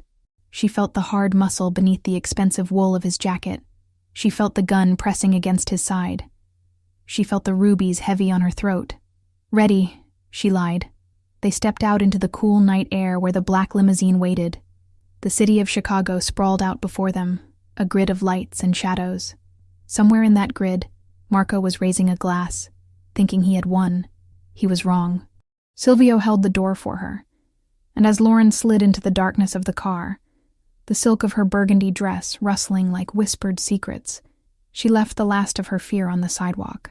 Tonight, she wasn't the victim. Tonight, she was the vengeance. The limousine glided to a halt in front of the Drake Hotel, the tires crunching softly against the pristine pavement of the drop-off zone. Outside the tinted windows, the world was a blur of frenetic energy. Flashbulbs erupted like miniature lightning storms, illuminating the red carpet where the elite of Chicago's underworld mingled with legitimate high society under the guise of the Unity Gala. It was a charity event on paper, raising money for inner-city hospitals, but in practice, it was a summit. A place where truces were measured and champagne flutes and betrayals were whispered behind manicured hands. Inside the car, the silence was absolute. Silvio Ricchetti sat in the shadows, his profile carved from granite, his dark brown eyes fixed on the entrance. He didn't look like a man who had spent the last 3 weeks bleeding out in a safe house. He looked immortal. The tuxedo fit him with military precision, the stark white of his shirt contrasting with the deep tan of his skin. He adjusted his cufflinks, heavy gold knots, and turned to Lauren. "Remember," he said, his voice low, vibrating through the small space between them. "Breathe. You are not Lauren Cole, the veterinarian. You are the woman who holds the leash of the most dangerous man in this city. Walk like it." Lauren nodded, her hands smoothing the silk of the burgundy dress over her thighs. The fabric felt cool to the touch, a liquid armor that she had donned to go to war. The ruby necklace at her throat felt heavy, a physical weight that reminded her of the stakes. I'm ready, she lied, her heart hammering against her ribs like a trapped bird. Enzo is at the north exit, Silvio murmured, tapping the small earpiece hidden in his right ear. The weapons are in the ventilation shaft of the third-floor linen closet. But we won't need them if you play your part. Marco is a narcissist. He will want to gloat before he takes the crown. We use that. The driver opened the door. The noise of the city rushed in. Shouts of photographers, the murmur of the crowd, the distant wail of a siren. Silvio stepped out first. He buttoned his jacket, scanned the perimeter with a single, sweeping glance, and then turned to offer his hand to her. Lauren took it. As she stepped out into the flashing lights, she felt the shift in the atmosphere. It wasn't just attention. It was shock. A ripple went through the crowd nearest to the curb. Whispers ignited like dry tinder. Ricchetti. He's alive. It's him. They walked up the red carpet, not rushing. Silvio moved with a predatory grace that forced people to part before him. He didn't acknowledge the cameras. He didn't acknowledge the stunned gasps of the lower-level mobsters who had spent the last week jockeying for position in his absence. He kept his hand firmly on the small of Lauren's back, a gesture that was possessive, protective, and unmistakably claiming. When they reached the heavy gold doors of the Gold Coast room, the security detail, men hired by Marco, froze. They recognized Silvio. Their hands twitched toward their earpieces, panic widening their eyes. "Good evening," Silvio said.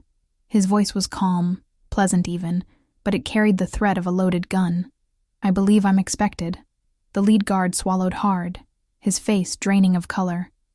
He stepped aside without a word. They entered the ballroom. If the sidewalk had been chaotic, the ballroom was a masterpiece of orchestrated opulence. Crystal chandeliers the size of small cars hung from the gilded ceiling, casting a warm, honeyed glow over hundreds of guests. A string quartet played something classical and soothing in the corner, fighting a losing battle against the hum of conversation. Then, Silvio stepped into the light. The reaction was instantaneous.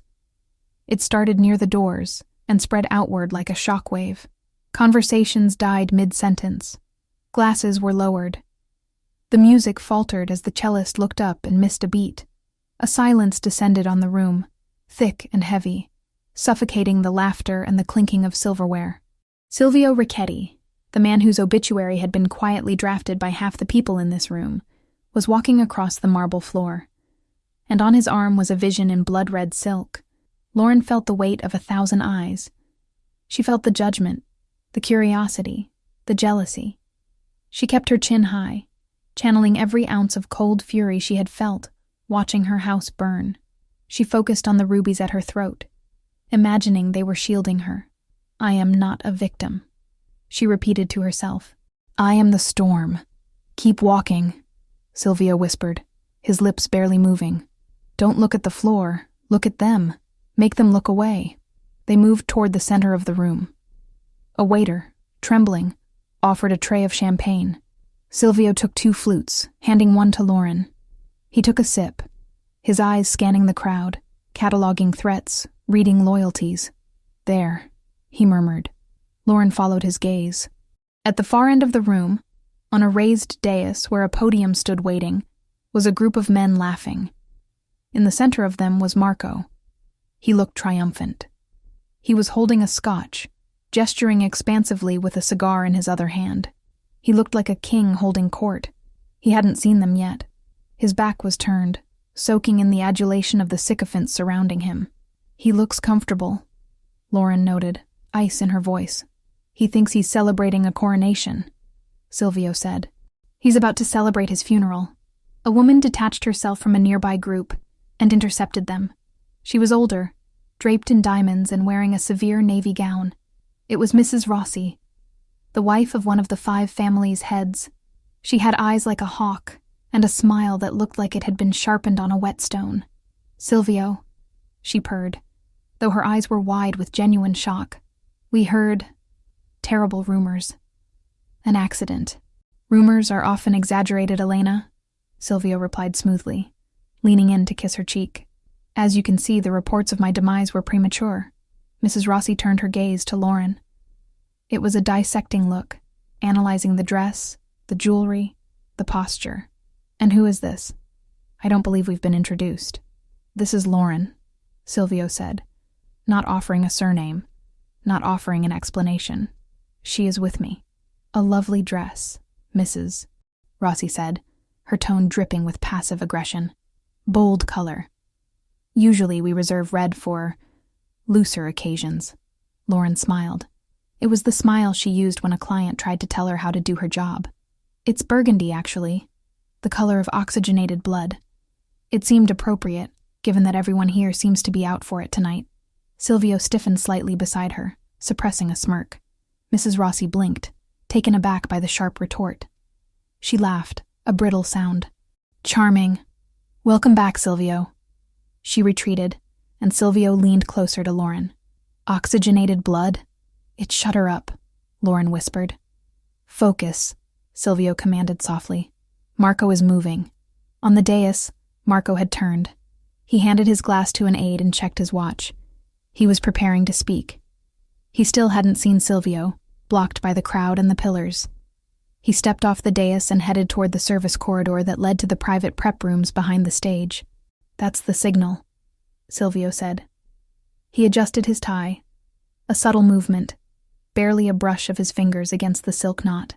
"Go." Lauren didn't hesitate. She didn't say goodbye.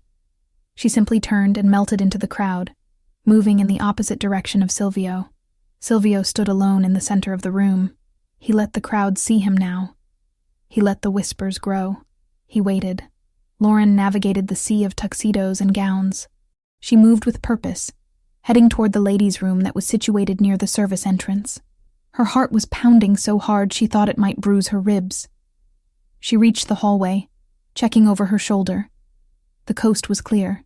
Instead of entering the restroom, she slipped past the door and into the narrow service corridor. It was cooler here, smelling of industrial cleaner and stale coffee. She pressed her back against the wall, listening. The earpiece in her ear crackled. "I'm in position." Silvio's voice came through, clear and calm. "He's in the green room, 2 guards outside. You need to get to the ventilation grate in the pantry next door.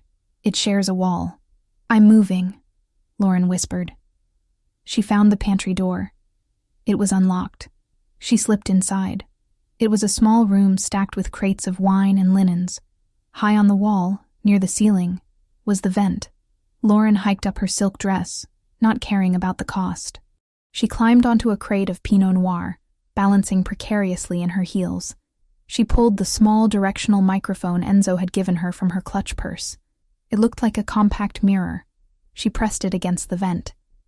Voices drifted through, muffled at first, then clearer as she adjusted the frequency. "Nervous, Marco? You're sweating." A rough voice. Unknown. "I'm not nervous." Marco's voice. Arrogant, impatient. "I'm ready." "Is the transfer complete?" "The Albanians want the second half," the rough voice said. "They said the job was messy. The house burned, but they didn't find the body." Lauren's breath hitched. She pressed the device harder against the metal grate. "The body is ash," Marco snapped. "The car exploded. The house burned to the foundation. There's nothing left of Silvio Ricchetti but dental records, and I made sure those vanished from the dentist's office last week. He's dead. The transfer goes through as soon as I leave that stage." "And the girl?" the voice asked. "The vet?" "Collateral," Marco dismissed. "If she was in the house, she's dust. If she wasn't, she's a nobody. Who cares? She's a loose end that tied itself. Now hand me the speech. It's time to accept the burden of leadership." Lauren's hand shook. She had it. The confession. The confirmation of the hit. The dismissal of her life as dust. "Did you get it?" she whispered into her comms. "Crystal clear," Silvio's voice replied. It was the voice of the Reaper. "Get out of there, Lauren. Go back to the floor. Stay near the exit." "I'm coming out," she said. She jumped down from the crate, smoothing her dress. She slipped out of the pantry and back into the service corridor. She walked briskly toward the ballroom, her heart racing. She re-entered the Gold Coast room just as the lights dimmed. A spotlight hit the stage. "Ladies and gentlemen," a voice announced over the PA system. "Please welcome the acting head of the Ricchetti family, Mr. Marco Conti." Polite applause. It was thin, uncertain. The room knew something was wrong, but they didn't know what yet. Marco stepped into the spotlight. He looked impeccable, projecting a somber gravitas. He approached the microphone, adjusting it with both hands. He looked out at the darkened room, unable to see the faces clearly. "Friends," Marco began, his voice dripping with rehearsed sorrow. "We gather tonight under a shadow. As many of you know, we have suffered a tragic loss. My brother, my mentor, Silvio." He paused for effect, hanging his head. It was a masterful performance. Silvio was a man of vision, Marco continued, and though he was taken from us too soon, by a tragic accident on a rainy road, his vision must survive. It falls to me, with a heavy heart, to carry that torch. From the back of the room, near the sound booth, Silvio signaled the technician. A man Enzo had paid triple his annual salary to look the other way for 5 minutes. "Carrying a torch is difficult." Silvio's voice boomed over the speakers, cutting Marco off mid-breath. Marco froze. He looked around, confused. "What? Is this a tribute?" "No," Silvio's voice continued, but this time it wasn't live. It was the recording Lauren had just captured. The audio quality was grainy but unmistakable. "The body is ash. The car exploded. The house burned to the foundation. He's dead. The transfer goes through as soon as I leave that stage." The ballroom went deathly silent. The recording continued. "And the girl, the vet, collateral. She's a loose end that tied itself." Marco stood on stage, his face draining of blood until he looked like a wax figure. He gripped the podium, his knuckles white. He looked up at the sound booth, panic flaring in his eyes. Then the spotlight moved. It swung away from the stage and swept across the floor, searching. It stopped in the center of the room. Silvio Ricchetti stood there. He held a glass of champagne in one hand, the other tucked casually in his pocket. He looked up at the stage, his expression bored, almost disappointed. "You never could improvise, Marco," Silvio said. He didn't need a microphone. His voice carried through the stunned silence of the room. Marco stumbled back from the podium. It's a trick, a deep fake. He's dead." "I look very alive for a ghost," Silvio said, taking a slow step forward. The crowd parted. They scrambled to get out of the way, creating a wide, clear path between the true Don and the usurper. "Security!" Marco screamed, pointing a shaking finger at Silvio. "Remove him! He's an imposter!" The security guards, the men Marco had paid, looked at Silvio. They looked at the calm, lethal confidence radiating off him. They looked at Marco, sweating and screaming on stage. In the Mafia, you don't bet on the hysterical man. You bet on the quiet one. The lead guard crossed his arms and stepped back against the wall. He did nothing. "No one is coming, Marco," Silvio said, walking closer. His footsteps on the marble echoed like gunshots. "You paid them with my money, but they know whose money it really is." Marco pulled a gun. It was a small silver pistol he had hidden in his waistband. A desperate, foolish move. Screams erupted from the crowd. Guests dove under tables. Silvio didn't flinch. He didn't even draw his own weapon. He just stopped walking and looked at the gun with disdain. "Put it down," Silvio said, "before you embarrass yourself further." "I killed you!" Marco shrieked, the veneer of the sophisticated consigliere shattering to reveal the frightened thug underneath. "I burned you." "You tried," Silvio corrected, "but you forgot the first rule of this family. You check the body." Silvio snapped his fingers. From the shadows of the wings, 3 men emerged. They weren't security. They were Silvio's personal guard. Enzo and 2 others who had been waiting in the ventilation shafts. They were armed with suppressed submachine guns. Marco looked left, then right. He was surrounded. "You have 2 choices," Silvio said, his voice dropping to a conversational volume that was somehow more terrifying than a shout. "You can use that gun on yourself, or you can come with Enzo." Marco looked at the gun in his hand. He looked at the crowd, witnessing his total humiliation. He looked at Silvio, who watched him with eyes devoid of mercy. Marco's hand shook. He couldn't do it. He dropped the gun. It clattered loudly on the stage floor. "Smart," Silvio said, but cowardly. I expected nothing less. Enzo and the guards moved in. They didn't behead him. They didn't shoot him. They grabbed him by the arms and dragged him off the stage like a piece of unwanted luggage. Marco kicked and screamed, begging for the council to intervene. But the other dons watched in stony silence. The omertà had been broken. Marco was a rat and a failure. There was no sanctuary for him here. As Marco was hauled through the exit, Silvio stepped up onto the stage. He picked up the microphone Marco had abandoned. He looked out at the room, at the terrified socialites, the calculating mob bosses, the waiters frozen with their trays. My apologies for the interruption, Silvio said smoothly. There was a pest infestation. It has been handled. He raised his glass. To family. The room hesitated for a heartbeat. Then, slowly, terrifyingly, the applause started. One person, then 10, then the whole room. They clapped for the victor. They clapped because they were afraid not to. To family, someone shouted. Silvio drank. He didn't smile. He looked over the rim of his glass, scanning the crowd until he found her. Lauren was standing near a pillar, half hidden by the shadows. She was trembling. She had seen violence before, animals fighting, nature's cruelty. But she had never seen this. She had never seen a man dismantle another human being's life with just words and a recording. She saw the way the room bowed to him. She saw the absolute, terrifying power he wielded. He wasn't a hero. He was a monster who had learned to wear a tuxedo, and she was the one who had opened the gate for him. Silvio's eyes locked onto hers. Across the ballroom, the connection was electric, heavy with adrenaline and blood. He nodded to her, a barely perceptible dip of his chin. We did it. Lauren touched the ruby necklace at her throat. It felt colder now. She raised her own champagne glass, her hand shaking slightly, and took a sip. The wine tasted like vinegar. The words she'd heard through the hotel vent, collateral, dust, echoed under the applause, riding the heat of the spotlights and the smell of cordite. The music started again.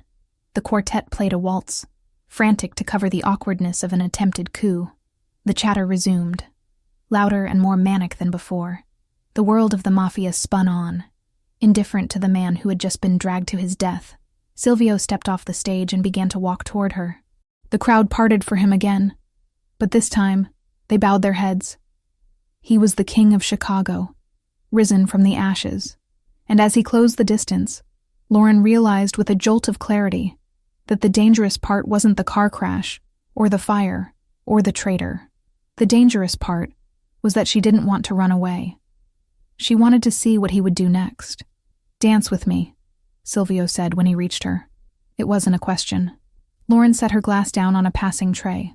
She stepped into his arms. He pulled her close, his hand burning against the silk on her lower back. They moved together, swaying to the music, surrounded by enemies who were now pretending to be friends. Is it over? She whispered against his lapel. The battle is over, Silvio murmured, his lips brushing her ear.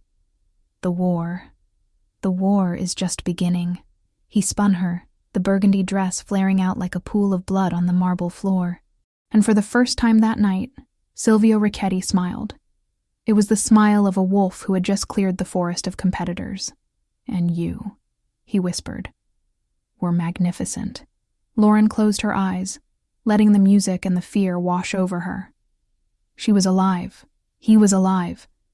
And God help her, she had never felt more powerful. The silence inside the limousine on the ride back to Wacker Drive was heavy, not with the comfortable quiet of shared victory, but with the suffocating weight of things left unsaid. The city of Chicago blurred past the tinted windows, a streak of neon and rain-slicked asphalt, indifferent to the fact that its hierarchy had just been violently rearranged. Lauren Cole sat in the corner of the leather seat, the burgundy silk of her dress pooled around her like spilled wine. The adrenaline that had sustained her through the gala, through the confrontation with Marco, and through the terrifying waltz in the arms of a killer, was beginning to drain away. In its place was a bone-deep exhaustion, and a trembling in her hands she couldn't quite suppress. She looked at Silvio. He was staring out the window, his jaw set in a line of granite. The warmth he had shown her on the dance floor, the possessive heat of his hand on her back, the whisper against her ear, had evaporated the moment the heavy doors of the Drake Hotel had closed behind them. He was no longer the partner who had needed her help to decipher shipping manifests. He was the Don. He was the man who had ordered his own brother dragged away to an unmarked grave without blinking. "You're quiet," Lauren said, her voice sounding too loud in the hermetically sealed cabin. Silvio didn't turn. "There is nothing left to say. The work is done." The coldness of his tone struck her like a physical blow. It wasn't angry. It was detached. Clinical. It was the voice of a surgeon closing a patient after a procedure, ready to wash his hands and move on to the next case. When the car pulled into the private underground garage of the penthouse tower, the transition was jarring. The harsh fluorescent lights buzzed overhead as Enzo opened the door. Silvio stepped out first, adjusting his cufflinks, his movements fluid and unhampered by the healing wound in his side. He didn't offer her his hand this time. Lauren stepped out onto the concrete, her heels clicking, echoing in the cavernous space.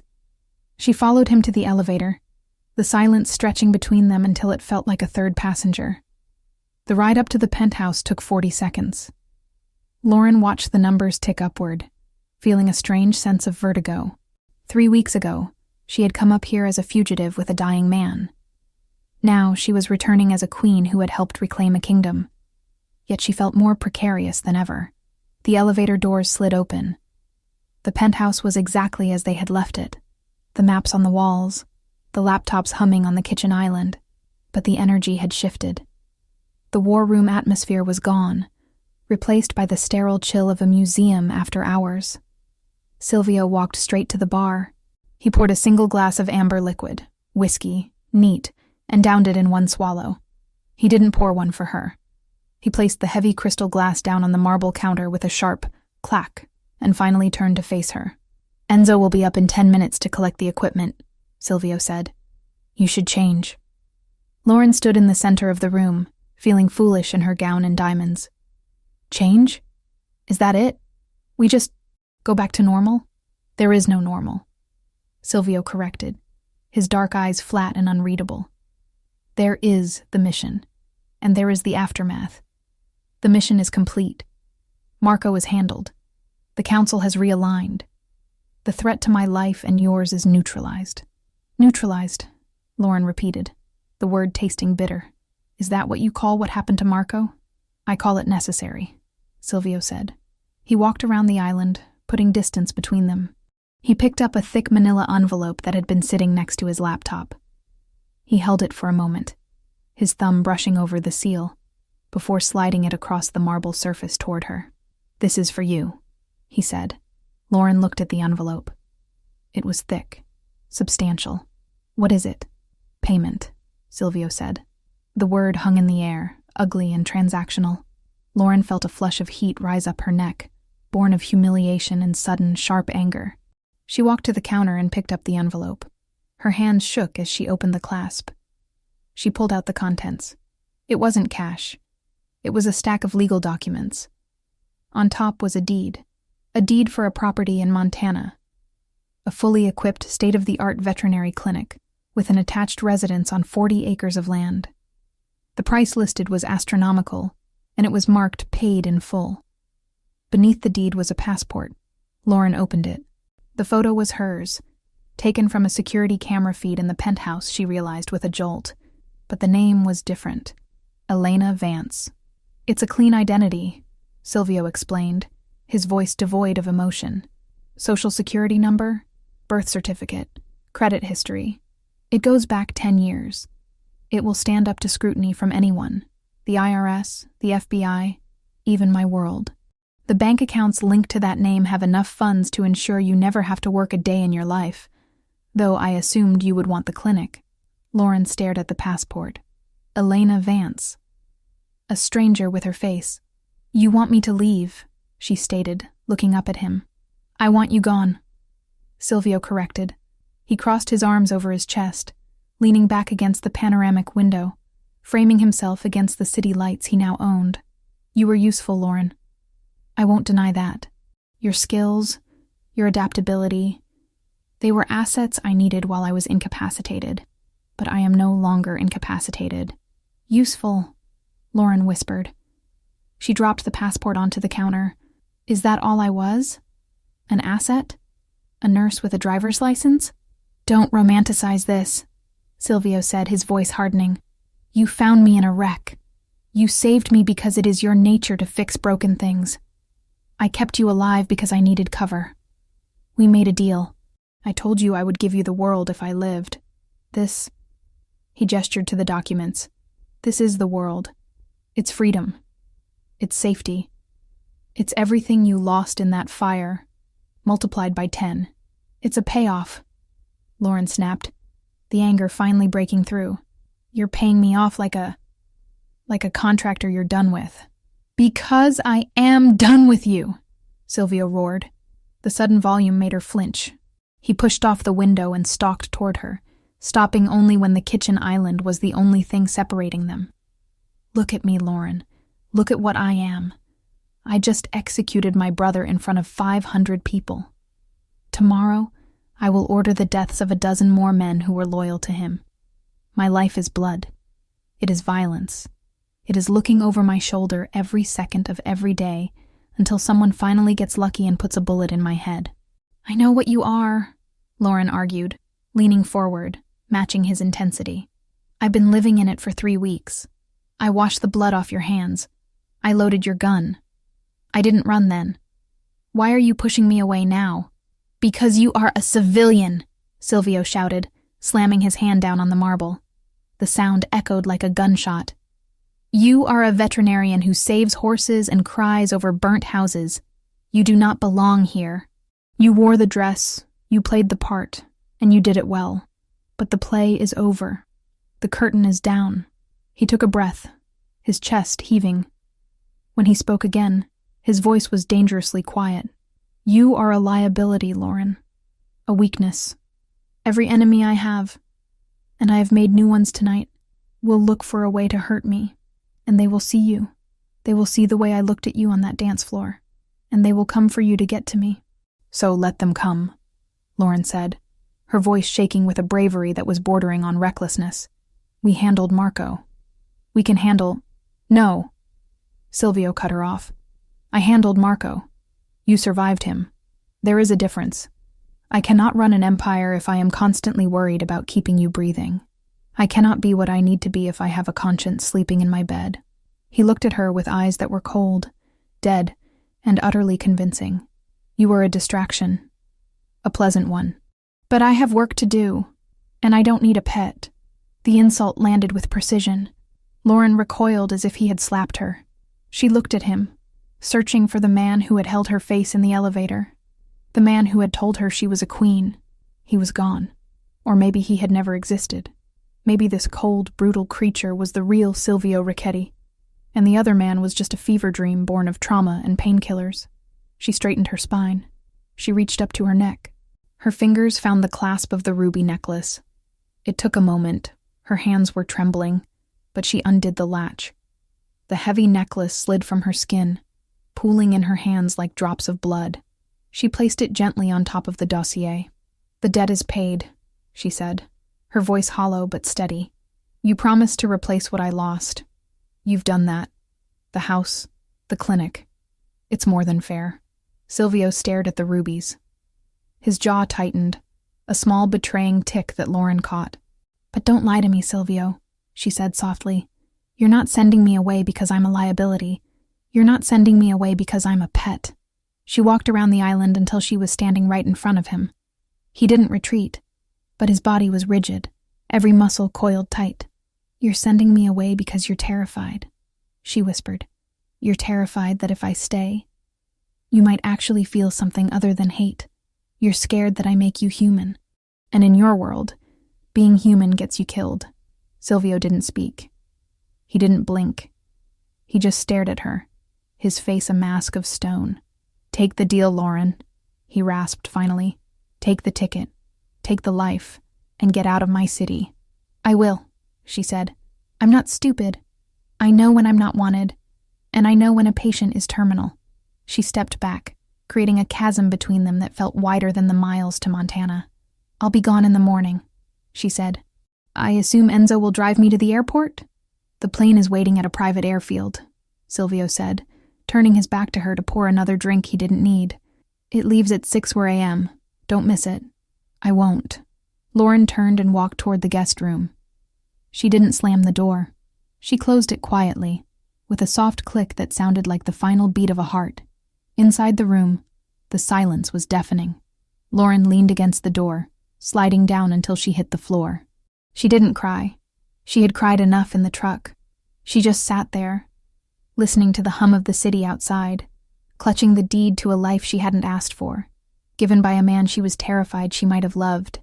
In the main room, Silvio Ricchetti gripped the edge of the bar until his knuckles turned white. He stared at the ruby necklace on the counter. He reached out, his hand hovering over the gems, shaking slightly. He didn't pick them up. He couldn't bear to touch the warmth her skin had left on the metal. "It's better this way," he whispered to the empty room. "You're safe." He drank the whiskey. It burned, but not enough to numb the hole in his chest where his heart used to be. The morning came with a gray, relentless drizzle, fitting for a funeral or a departure. Lauren was awake long before the sun. She packed the few things she had. The clothes Silvio had bought her, the documents, the memories she couldn't leave behind. She left the burgundy dress hanging in the closet, a ghost of the woman she had been for one night. She walked out into the living area at 5:45 a.m. Silvio was there. He was sitting in the armchair facing the window, dressed in a fresh suit, reading a newspaper. He looked impeccable, untouched by the night.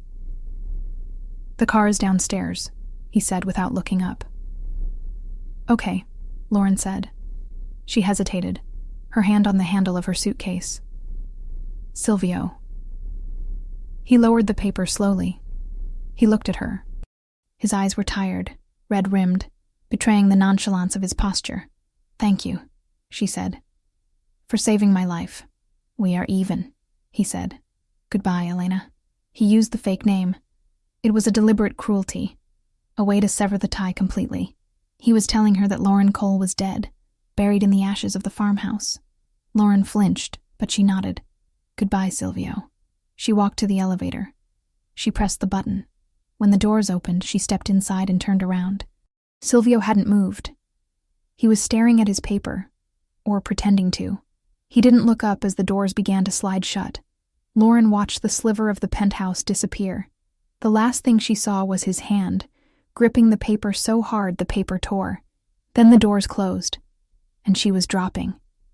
Down, down, down, away from the sky, away from the power, back to the earth where she belonged.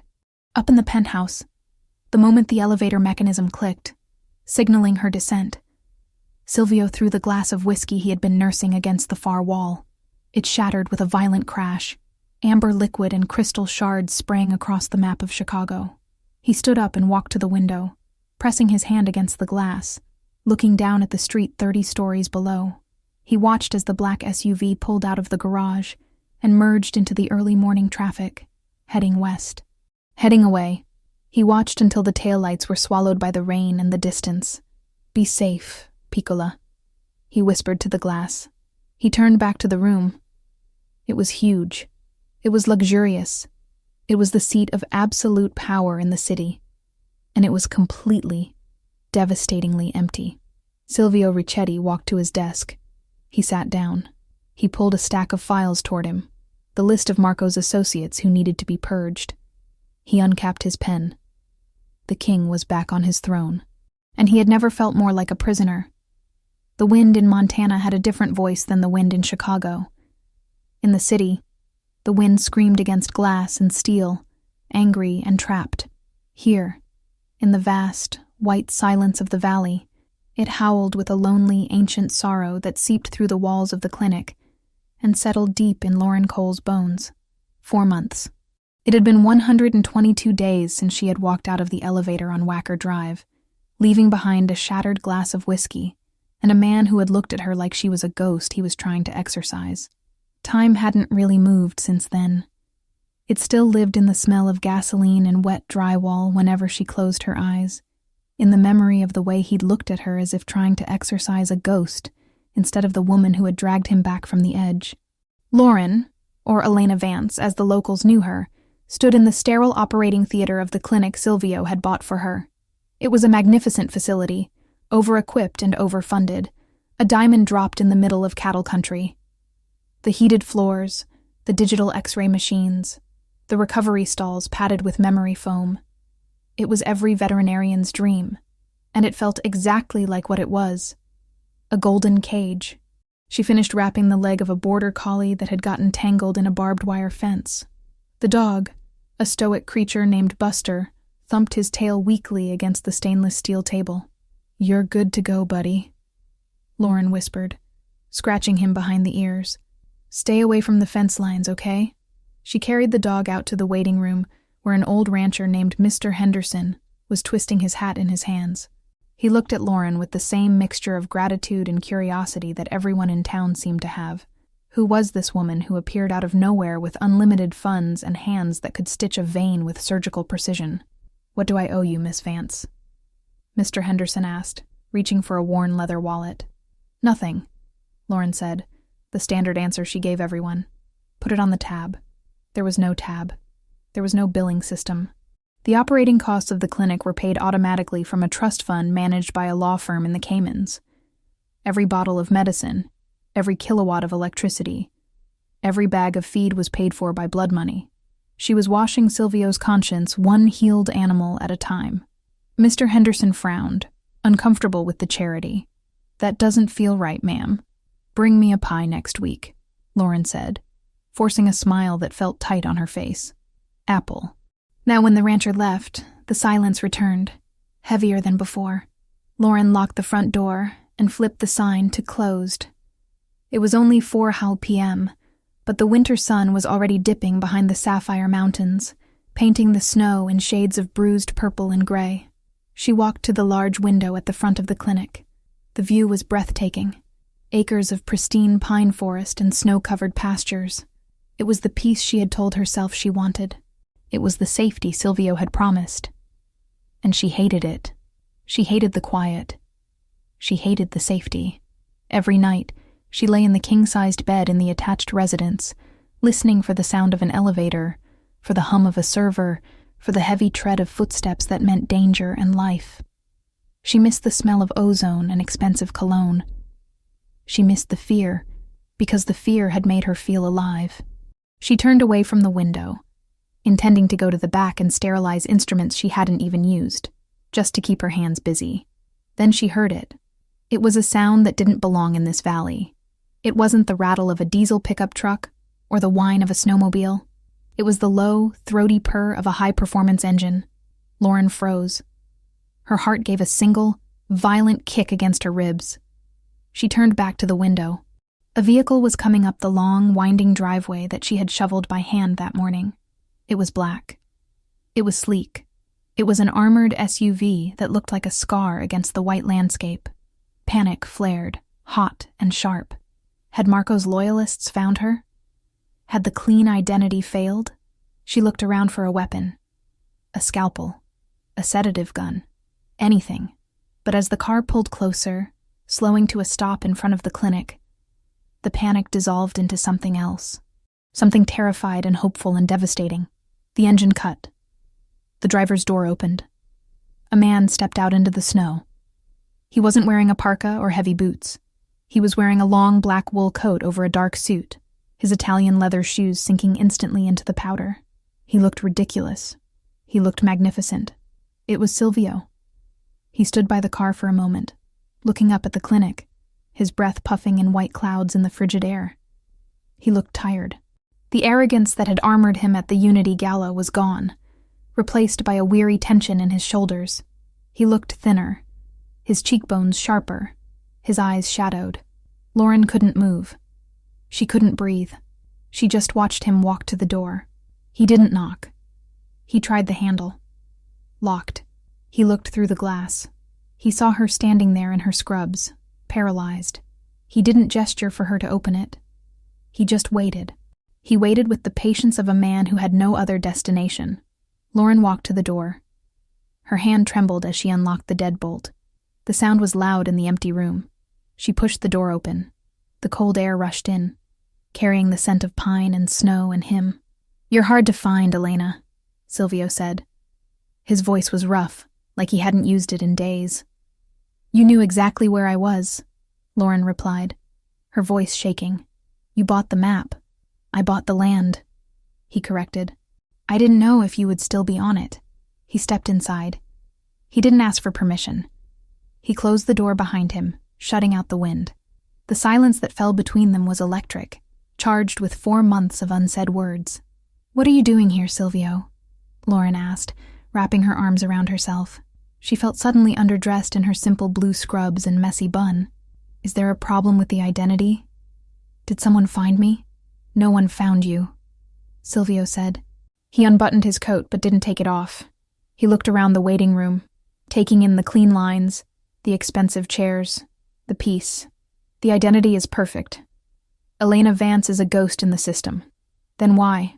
"Because the system works," Silvio said, looking back at her. "But I don't." He took a step toward her. "I haven't slept in 4 months, Lauren. I have the city. I have the power. Marco is a memory. The council eats out of my hand. I have everything I was supposed to want." "Congratulations," she said bitterly. "You won." "I lost," he said. The admission was quiet, brutal. "I sat in that penthouse every night, looking at the city, and all I could see was the empty space where you used to stand. I drank enough whiskey to drown a fleet, but I couldn't drown the silence you left behind." "You sent me away," Lauren reminded him, tears pricking her eyes. "You told me I was a liability. You told me I was a pet." "I lied," Silvio rasped. He closed the distance between them in 2 long strides. He stopped just inches away, close enough that she could see the gray hairs that had appeared at his temples, close enough to feel the heat radiating from him. "I lied to you because I was terrified," he confessed, stripping away the armor of the dawn. "I thought if I sent you here, to this fortress of snow and safety, you would be untouched. I thought I could keep you pure if I kept you far away from my filth." "I never asked to be pure," Lauren whispered. "I asked to be with you." "I know," Silvio said. He reached out, his hand hovering near her face, trembling slightly. "But I couldn't risk it. Not then. I needed to know the war was over. I needed to know I could build walls strong enough to hold us." "And now?" she asked. "Is the war over?" "The war is never over," Silvio said. "But the battlefield has changed." He reached into his coat pocket. For a second, Lauren's muscle memory tensed, expecting a weapon or a dossier, but he pulled out a folded piece of paper. It wasn't legal-sized. It was a brochure. He handed it to her. Lauren opened it. It was a prospectus for the Ricchetti Foundation. "What is this?" she asked. "It's the future," Silvio said. "Over the last 4 months, I have liquidated the drug routes. I sold the gambling dens to the Russians. I cut the ties with the cartels. It cost me half my fortune and nearly a mutiny. But it is done." Lauren looked up at him, stunned. You dismantled the business?" "I legitimized it," Silvio corrected. "We still run the unions, the construction, the shipping logistics. But the cargo is real now. No more ghost shipments. No more blood money." He took a deep breath, looking at her with a vulnerability that broke her heart. "I cannot undo the things I have done, Lauren. I cannot bring back the dead, but I can change the direction of the river. I realized that protecting you didn't mean sending you away. It meant building a world where you didn't have to hide." He took the brochure from her hand and tossed it onto the reception desk. He didn't care about the paper. He cared about her.